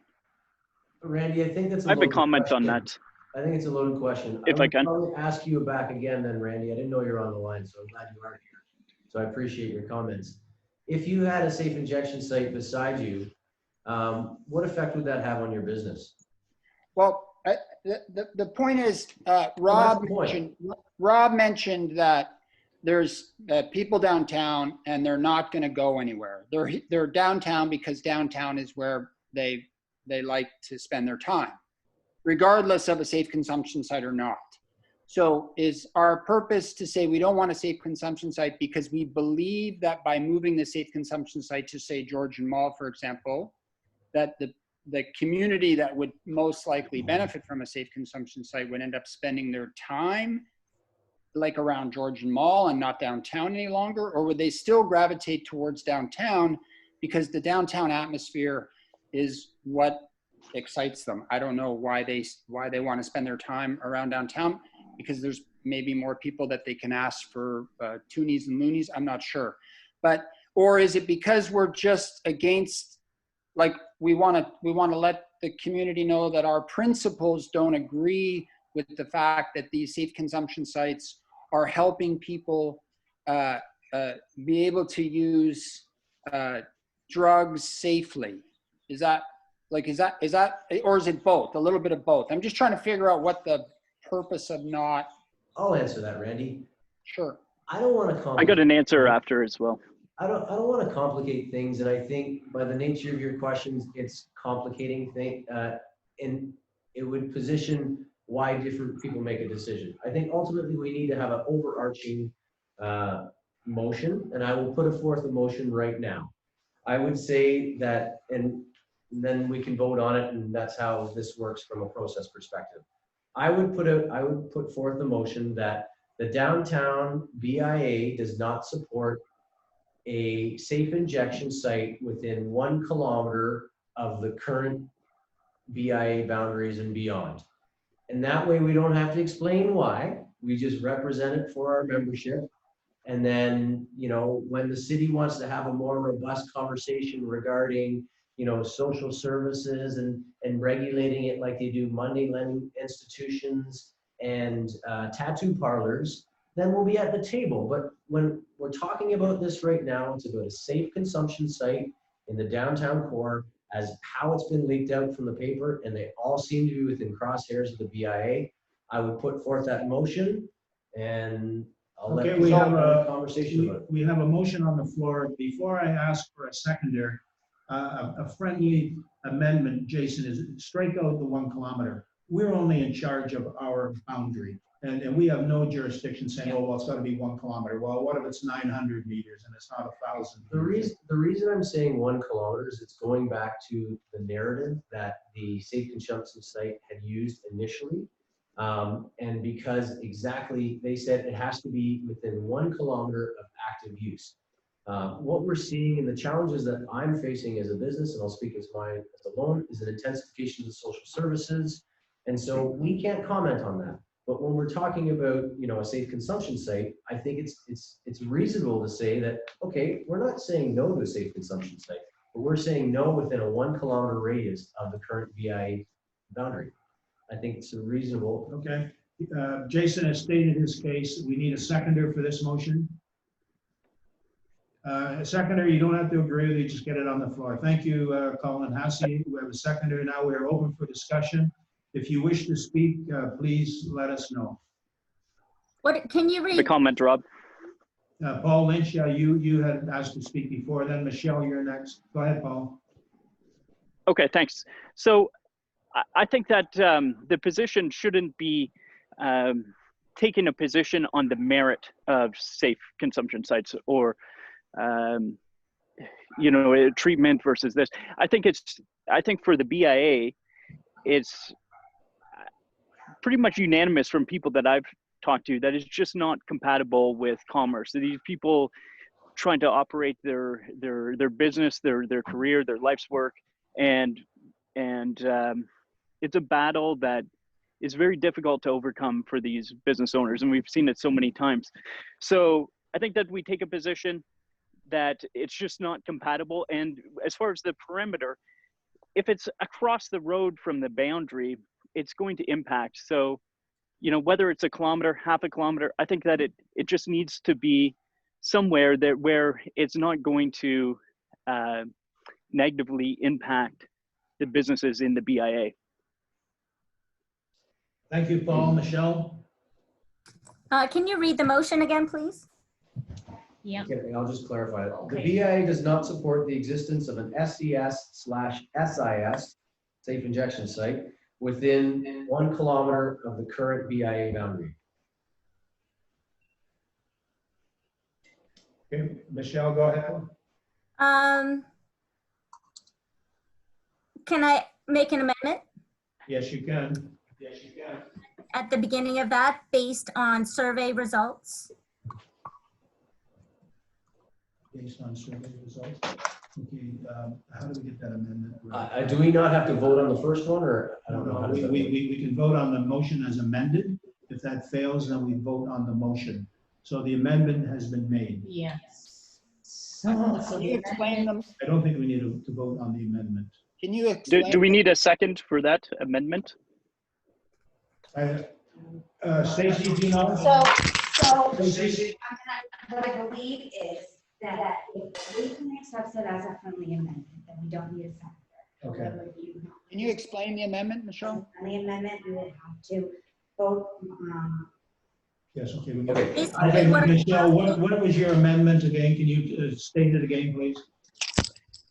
My amendment is that it's based on survey results. So it starts with based on survey results. So in order for us to come up with a, first we have to survey the membership. I will comment, I don't accept that because we've made 2 votes on this in the previous past that didn't require that. And I can tell you after the survey and the canvassing I did for all the members, I didn't speak to, other than you and maybe Randy, that were supportive of the use of consumption site. So I can say that with good reason. The last motion that we passed on this was, we did pass in support of it with the majority from this board. Can anyone second my amendment? I'll second your amendment, sure. Okay, is that Chad? No. Randy. Randy? Okay, so we have an amendment on the floor, duly seconded, and we're still open for a discussion. You can discuss the original motion, the amendment, or the motion as amended. Anybody wishing to speak, please indicate. Yeah, can I speak for a second? I'm satisfied that the membership of the BIA overwhelmingly, do not support a safe consumption site in the BIA or near the BIA. So I'm not sure a survey, I'm satisfied already from the process I went through to get elected and the people I've talked to downtown. I'm satisfied it's overwhelming. What it does though, is it takes it from us being like our own personal opinion to actual facts. And what we need to base this on is facts and not our own personal opinion. But we've been elected by the membership to represent the membership, so our opinions are important, but it's not a hill I'm going to die on.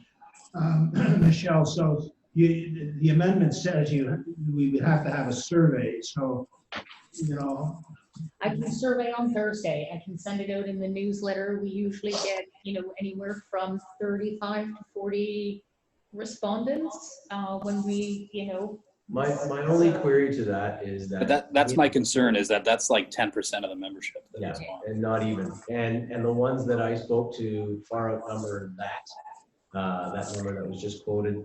So just as a point of, I guess, process, if we vote down the amended motion, does it go back to the original motion and we get to vote on that? Correct. Okay. Correct. Okay, so. I think just one last comment. I think that this group probably represents, represents via proxy, which we saw at the election, probably 100 members like on this board, just with these members. So,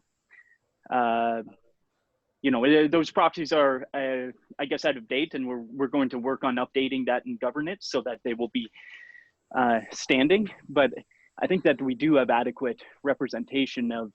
I certainly know that we have more than 40 members represented from this board via proxy.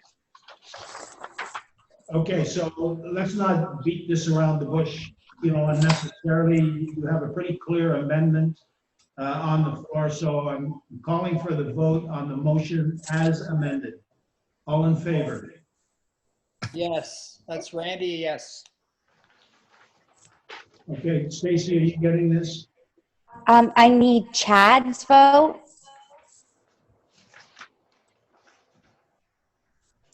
Chad, are you gonna? I'm a no, sorry, no. You're a no? Okay. So the amendment does not carry. Okay, the amendment has been defeated. Now we will call for the vote on the original motion. Kelly, will you read that motion? Yes, the Downtown Derry Business Association does not support a safe injection site within. The existence of an SES or SIS within a 1 kilometer radius of the current BIA boundary.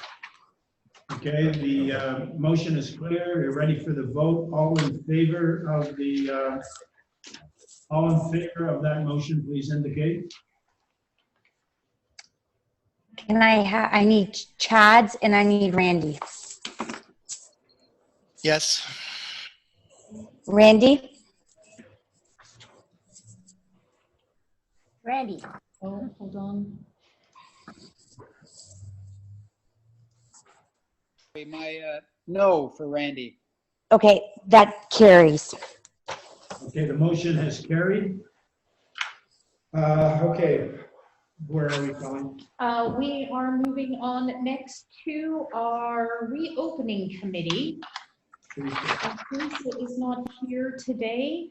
The reopening committee, like I mentioned, met 2 weeks ago really to focus on the marketing plan. The marketing plan, as I mentioned, is multi-purpose to try and touch on a whole bunch of different medias so we can get some good data to see where in 2021 we should focus our efforts. That marketing plan is also in the Google Drive, so if anybody wants to review it. But I believe that's the only update from the reopening committee, unless Michelle, you had something else you wanted to add. So that wraps that up. that wraps that. Okay, Paul, governance, Paul Lynch. Okay, so we met with Barristan again. They are going back and drafting revisions to the Constitution that we will be bringing to the board very soon. Okay. As soon as it's done, basically. And does that complete your report? Yeah, it does. The one thing that I would add is, of course, this is not to be, this is not a surprise, but some of the feedback that I have heard from Barristan does contradict, to the best of my knowledge, it contradicts some of the interpretations that we received from Blaney's when we paid for that expertise out of pocket, and that would be concerning for me. I mean, if I was in charge of this budget, I would dig deeper on that and to make sure, because this is the foundation for everything that we do. So I'll just leave it out there.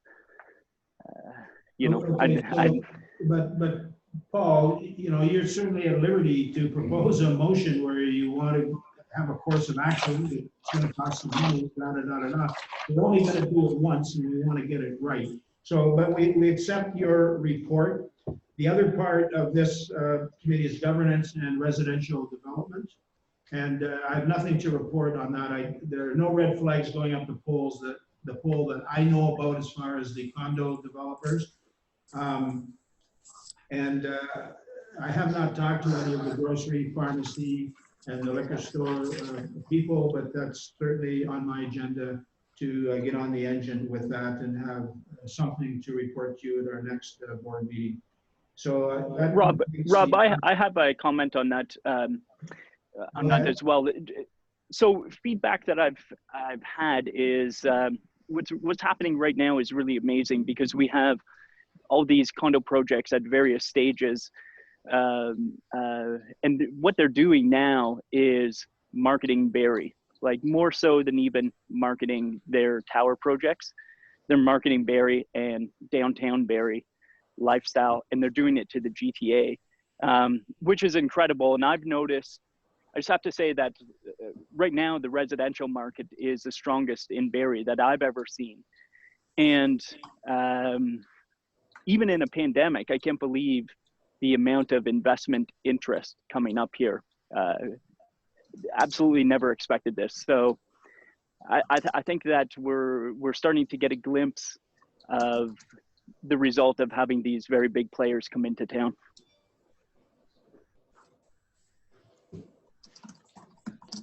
Okay, thank you, Paul. The brings us to finance and Colin Hassey. Sure.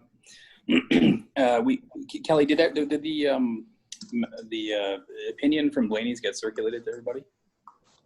Sorry, the opinion from the yes, yeah, I believe I might have just shared it with you and with the finance committee. I don't believe I shared it with all of the board yet. Sorry. No. Okay, well, we can. Yeah, I just shared it with you with the committee. Okay, we can share it at the next board meeting, but the nuts and bolts are, I won't like go into detail about it, but the nuts and bolts are, we asked Blaney's to look into the agreement we have with the city with respect to Meridian Place, and the answer we got back is, it is an agreement. It's binding. It's probably not wise to challenge it. So that's one aspect of it. So the other aspect is the way it's worded is that really the BIA is not responsible for collecting that levy from the members. So it actually should come out of our budget, and the city is actually supposed to collect it directly. That's the way the agreement's worded. So I think what we need to do going forward is we don't need to allocate that in our budget. The city actually should be collecting it directly from the members. So it doesn't need to show up in our budget. From a member perspective, it's the same thing. But from a BIA budget perspective, like, it's not something we need to put in our budget and collect. The city needs to be doing it on their own. They can do it on their own schedule. And it really doesn't have, it's not our responsibility to budget for that. Is that, Daniela, is that kind of a good summary, or do you have anything to add to that? I think that's accurate. It's incumbent on the city to make the collection efforts. And if they fail to do so, I don't know what their recourse is, because it's their end of the bargain if they didn't fulfill. Yeah. I guess the only thing that we didn't follow up with, Dave, now that we're talking it through, sorry, I know we should do this committee, but is to the extent that it only dawns on them, say in the last year, if their effort to collect it, can they then put a huge levy on every member? I guess theoretically they could. Theoretically, I think they could, yeah. But it's really up to them to decide how to collect that money. Yeah. That's the way that, so from our So perspective. it's up to the city to determine what the levy is, and then it's up to the Yeah, like basically they're supposed to collect the Meridian contributions through an additional levy directly to the members.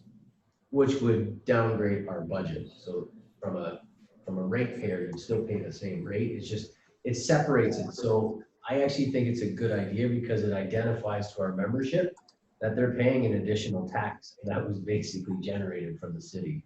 And then let the city explain it. Because if we get it off our books, it becomes very evident that there are now 2 levies. And the next natural question is, why do I have 2 levies?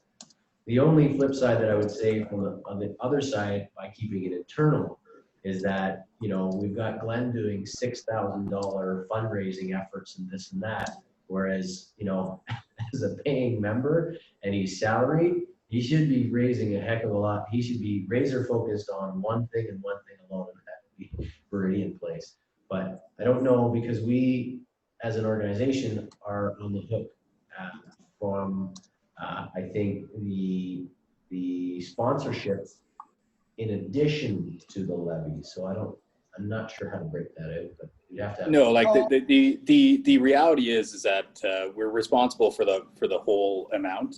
And we are responsible for, I think it's coordinating community contributions. So we still have to do that. We don't have to do that, but we still, like, for every bit we raise to lower that amount owing is to the benefit of the members. So I think right now, the more grants, the more fundraising we can do, the biggest benefit we can give to our membership at this current rate, based on the advice of Blaney.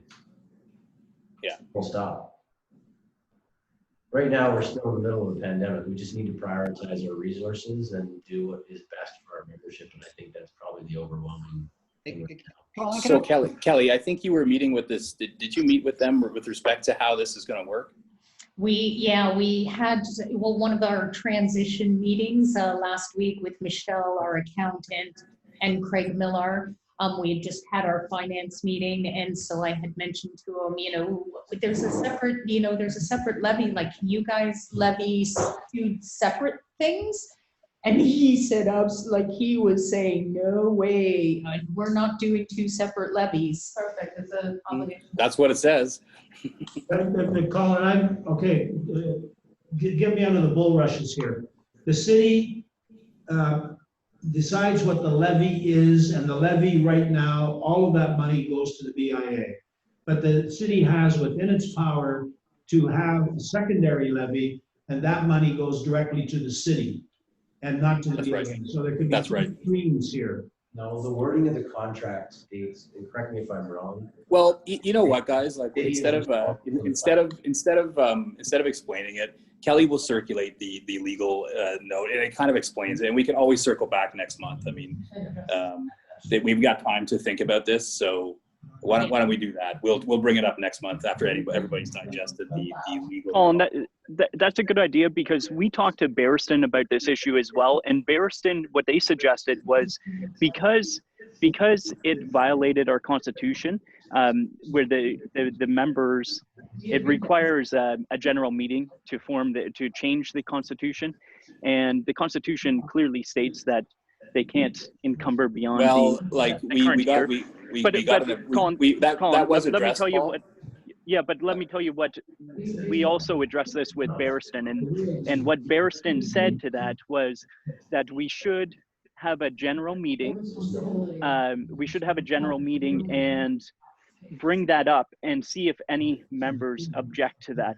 Like basically get agreement from the memberships, because the board stepped outside of their of the constitution to enter into that agreement. Yeah, it's a little more complicated, but I'll let everybody read the agreement. We can discuss it next month. Rather than it's just going to be easier when you read it. We probably should be going in camera too, but anyways, so that's that. I had a couple of other things. Kelly, the D&O insurance that quote that you got. What's the amount? We haven't, it was between 3,000 and 5,000. I don't have a direct quote just yet, because I think there's some elements that we might be able to tweak, and then that would change the pricing. Yes. I don't know, because the already put out there. So Daniela, you've done a bit of an analysis. So I just did a comparison chart between the E&O insurance that we get through the city of Barrie and the D&O. Do you mind sharing? I can I don't share have it. it. Sorry, I don't have Yes. my. Is it a lot of implementation, or is it? So what I only pointed, I only put the salient provisions in of where the policies differ significantly. We as board members and executive, for Kelly's purposes, are all are insured under both policies. So there's no concern with the fact that we might not be insured under either policy. Do you have it there? Sorry, yes, it's right here. And Can you share that? I'm just trying to share it through Zoom. Just give me a quick sec here. I'll just try and get it onto Zoom. So I guess the thesis is going to be, I recommend we get it. Yeah. The reason is, one of my primary concerns is that $100,000 deductible doesn't really seem sustainable either to the BIA individually as an entity, or if for some reason the BIA would pay the $100,000 us individually. There was, you don't have it, I'll just pull it on my.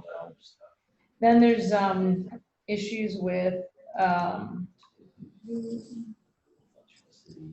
yeah.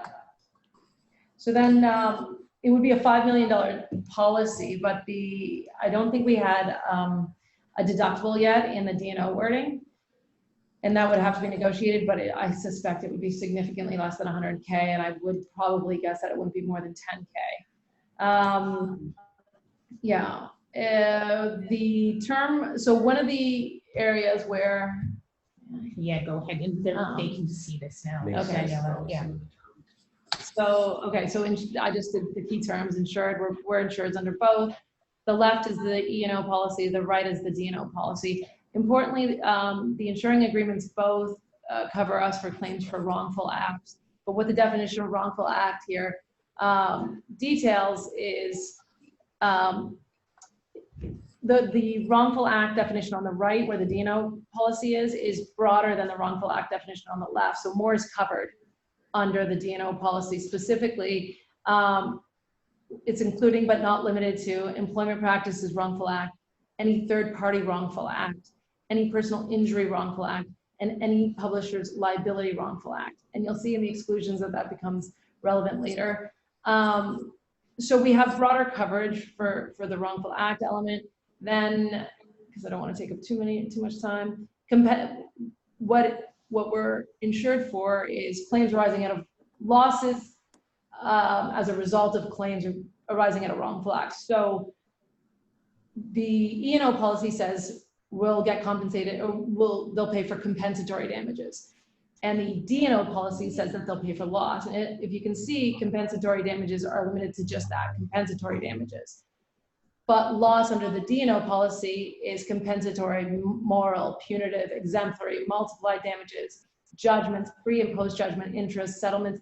It's a far broader category of loss that we would be covered for. Pardon? Volunteerism. Volunteerism, yeah. And it also says what it doesn't cover, which is civil fines and civil penalties, administrative, but no policies cover civil fines or penalties because they just don't. It's against public policy. Then, so the exclusions. I think one of the areas where we would negotiate the D&O policies, sorry, is, I put this in the wrong section. Sorry, I'm not used to it back. And it's a PDF, so you'll be able to change it. Okay, that's okay. But it's just the highlighted part. The two endorsements that were on the D&O policies were that defense was outside the limit, and I believe our E&O policy is that way too. That's important because we don't want our limits eroded by our lawyers' fees. And then there's fiduciary liability coverage on the D&O policy. I think somewhere else under the GL section of the E&O policy, we have fiduciary coverage, but I think fiduciary liability coverage is important in the event that there's some, I don't know, transitional issues with finances and if there's pilfering of the funds, then we're covered as a board for that loss of money. So a couple of the exclusions that are important under the E&O policy, all of these types of contracts or agreements or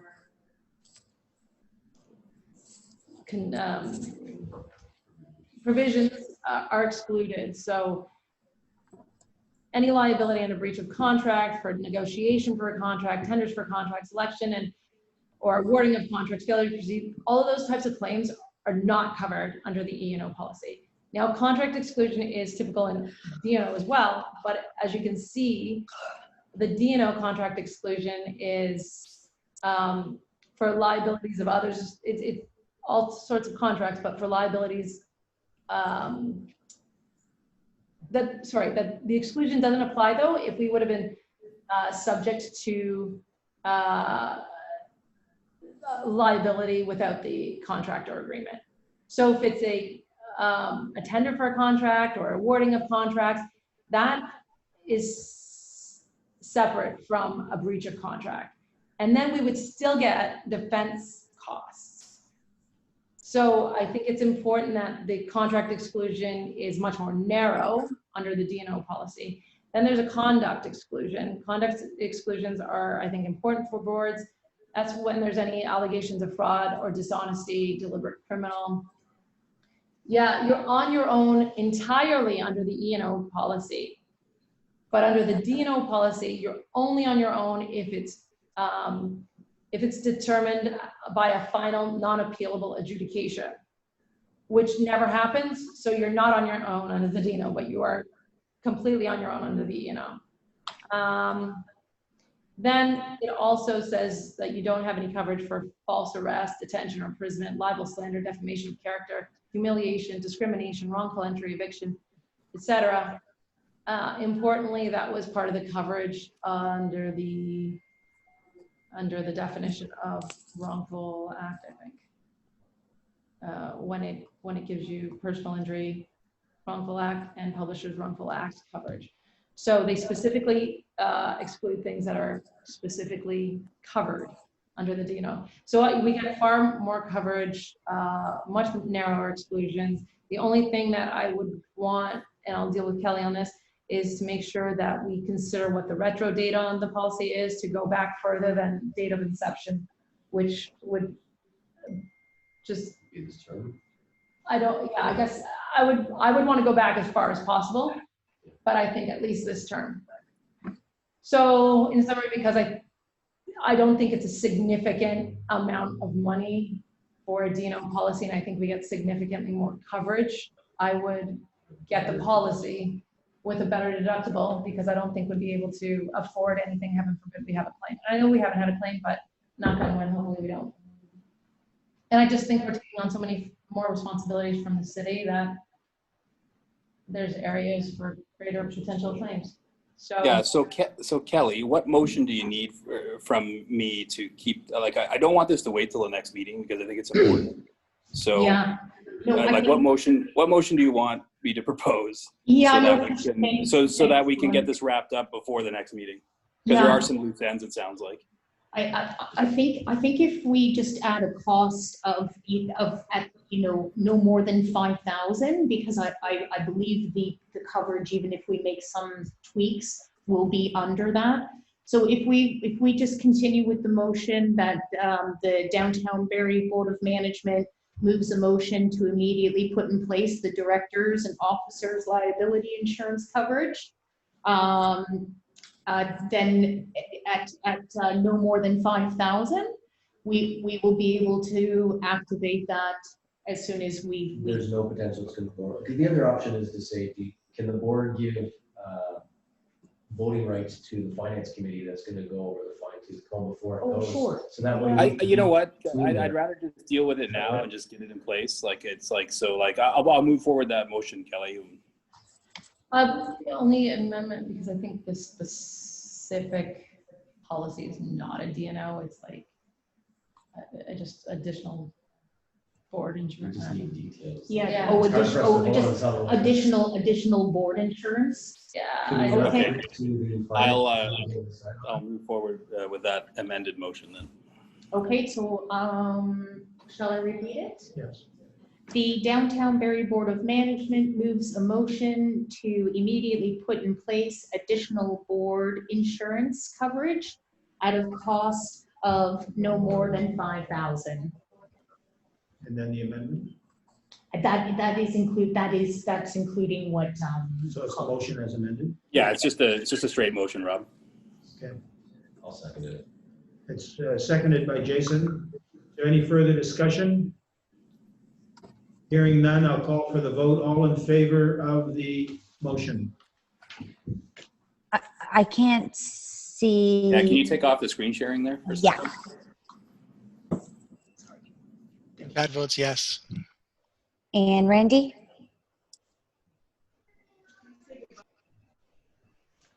Randy? It's a yes for. There was a yes for Yes, Randy? Paul, I think. Yes, for Paul. Okay, I'm going to say Randy abstains. So what's Okay, all that's carried. that motion is carried. Where does that fall in the budget, or are we not worrying about that? Pardon? How is that, where does that fall in the budget? Like, where are we putting that? Take it out of the tree. Yeah, like, we have to get the right insurance, guys. So, take it out of wherever it needs to be taken out of. Okay, Is there one money more. in the bank account to handle this? yes, Okay. yes, in our reserves of $86,000. One more motion, that the BIA not make any further payments with respect to the streetscape project and camera project unless requested by the city of Barrie and approved by the board. I can speak to that. Okay, we have a motion on the floor. I need a seconder. Daniela, the seconded. It's open for discussion. The mover of the motion, would you like to speak first? Yeah, so this is just those two other capital projects that we've been funding. We've identified that there's no agreement with anybody. There's, historical motions, but they don't constitute an agreement to pay anything. And, further to my discussions with City Hall, at least with respect to streetscape, like the treasurer didn't even know about it. So they're not expecting the money. I can't see that we ever committed the money. If the city of Barrie really comes looking for the money, I think we can have a discussion at the board level on how we're going to hand it. But I don't think it's appropriate that we send funds for something that nobody appears to be expecting or that we're not obligated to pay. Okay, that's discussion. Is there any further discussion? Okay, you ready for the vote? All in favor of this motion?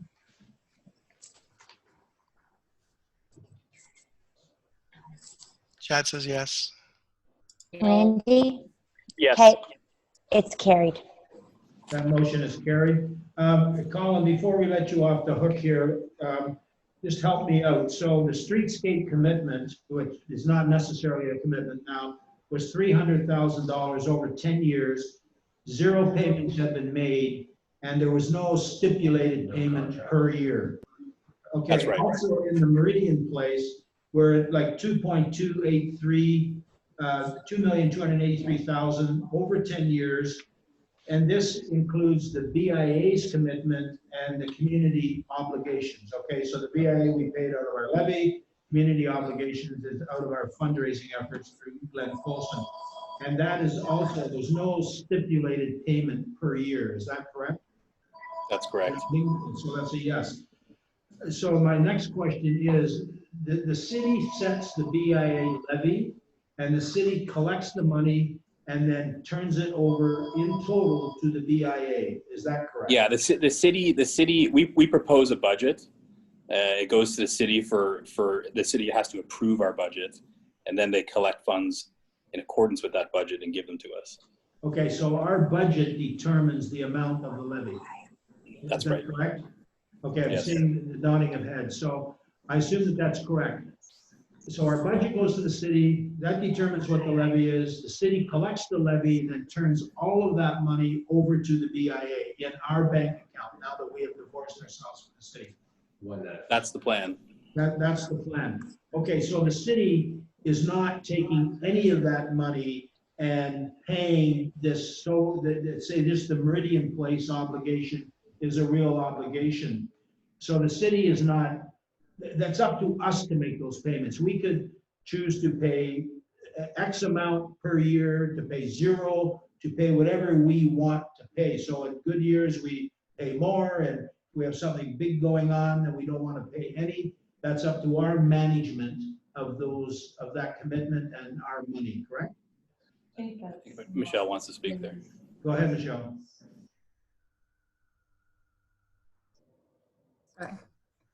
Yeah, I just, I'm just going to read you the last motion that this board approved. Was basically that we move a motion to contribute $300,000 over a period of 10 years to the streetscape project for enhanced streetscape portion. So we passed a motion that we were going to pay $300,000 over 10 years. So we did pass a motion that we were going to pay $30,000 a year.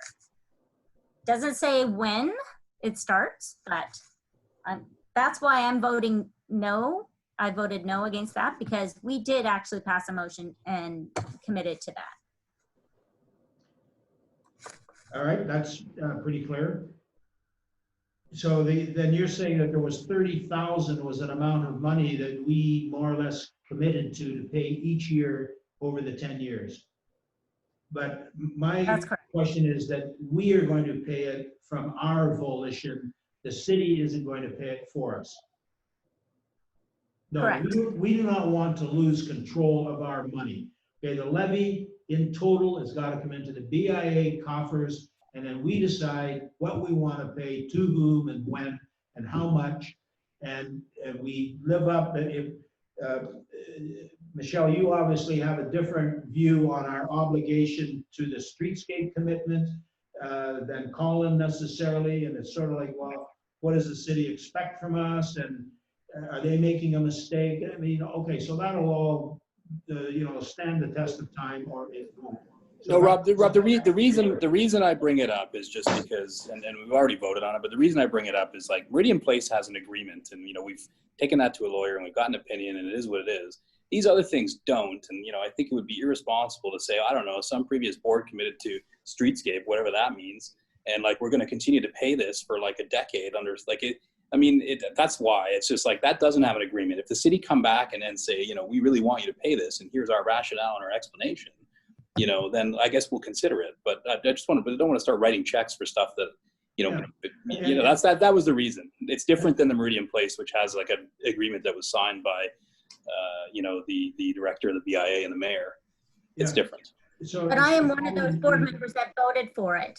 I am one of the and there's 4 board members that are still on this board that voted for that.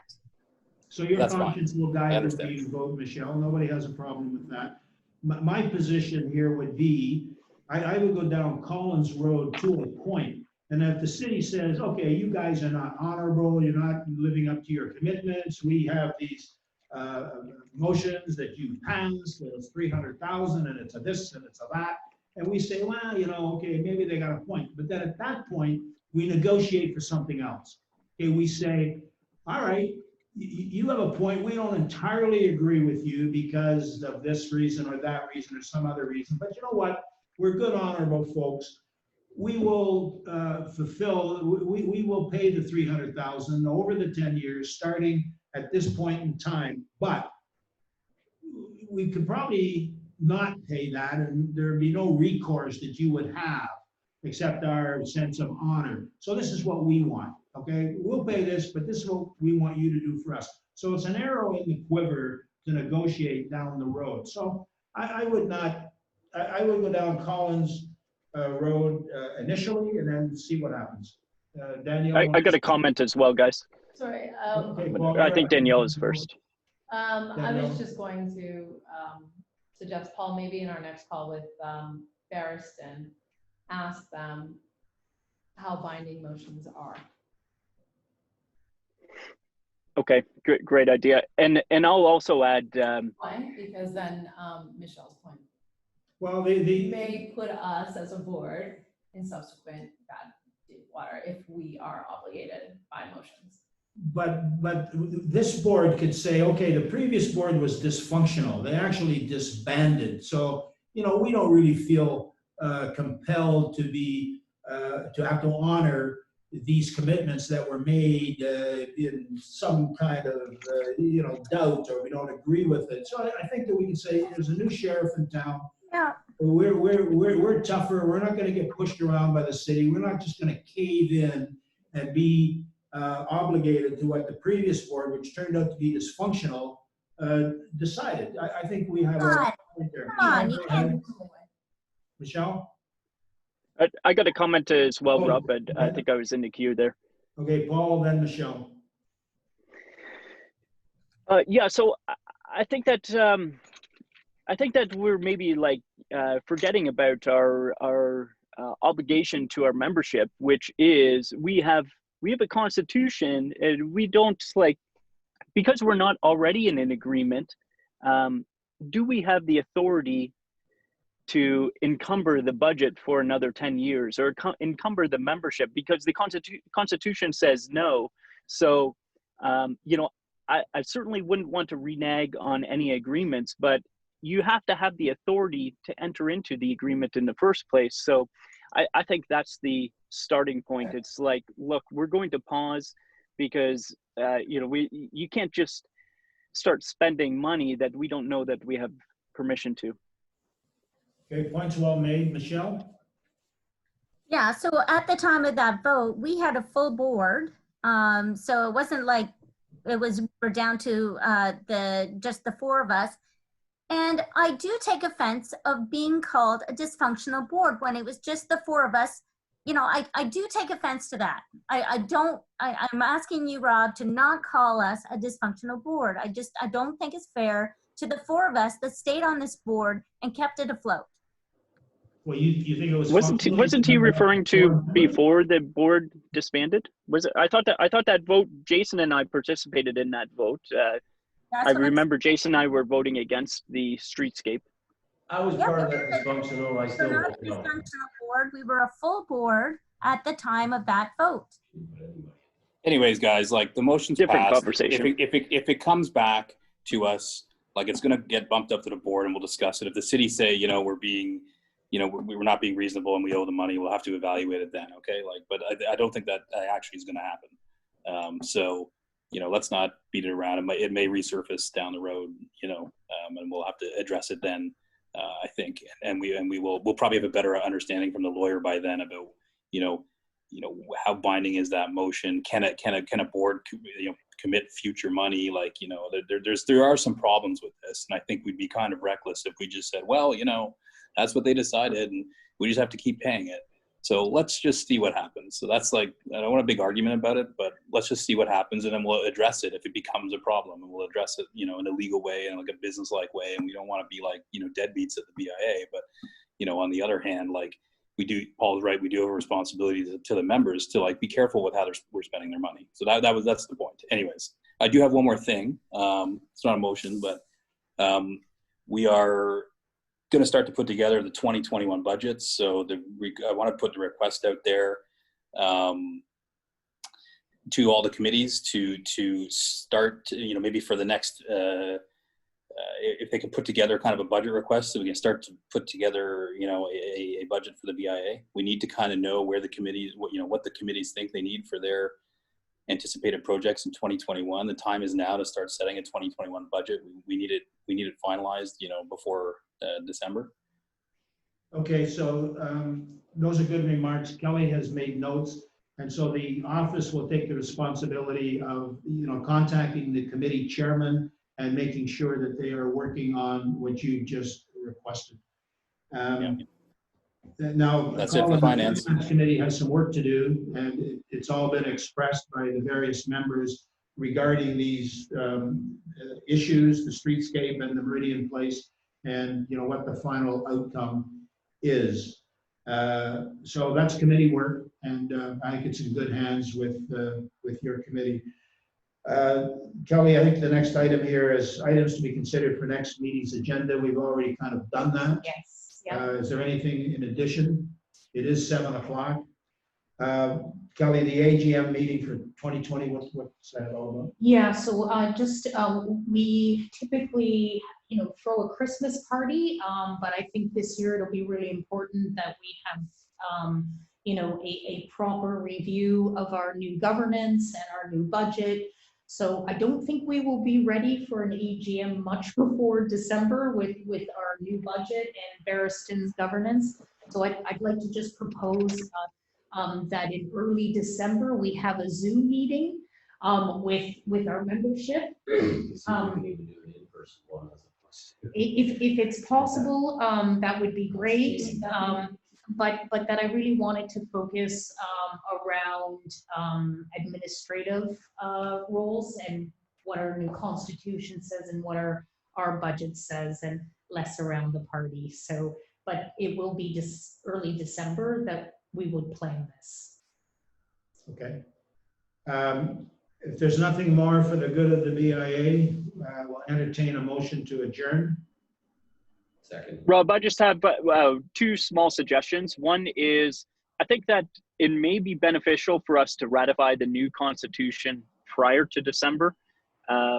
So just throw it out there, and maybe there's some benefits in separating that and a party. The second thing, just some housekeeping. Could staff send out a link with a calendar invite prior to this meeting? Because I know from all the Zooms that I've been on, people are scrambling to get the link after it started. Yes. Paul, like I had this in my calendar, and I just clicked on the link in my calendar invite, and it worked. So I thought that's how it was for everybody. No, I did not get a calendar invite. No. Okay, so Kelly will look into this. Some are getting it, some are not. I don't have the answer. Okay, so we had a motion to adjourn. Did you move?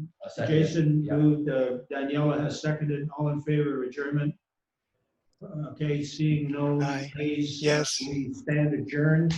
The next meeting will be September 26th on Dunlop Street this Yes, Saturday. No, I just don't want anybody to forget about this Saturday, but our next board meeting is October 20th. October 20th, which is a Tuesday, 5 to 7. I'm Colin, are you or Paul or anybody else in the downtown to go for a glass of wine or something? No, I'm not. I'm still at the office and I'm heading home. You're heading home, Paul? I'm not either tonight, unfortunately, Rob. Okay, all right, so I guess that doesn't have any legs. Chad, I don't know, anybody else? going home. Sorry. Thanks for the offer, though. Okay, we stand adjourned. Thank you. Thanks, everyone. Thanks.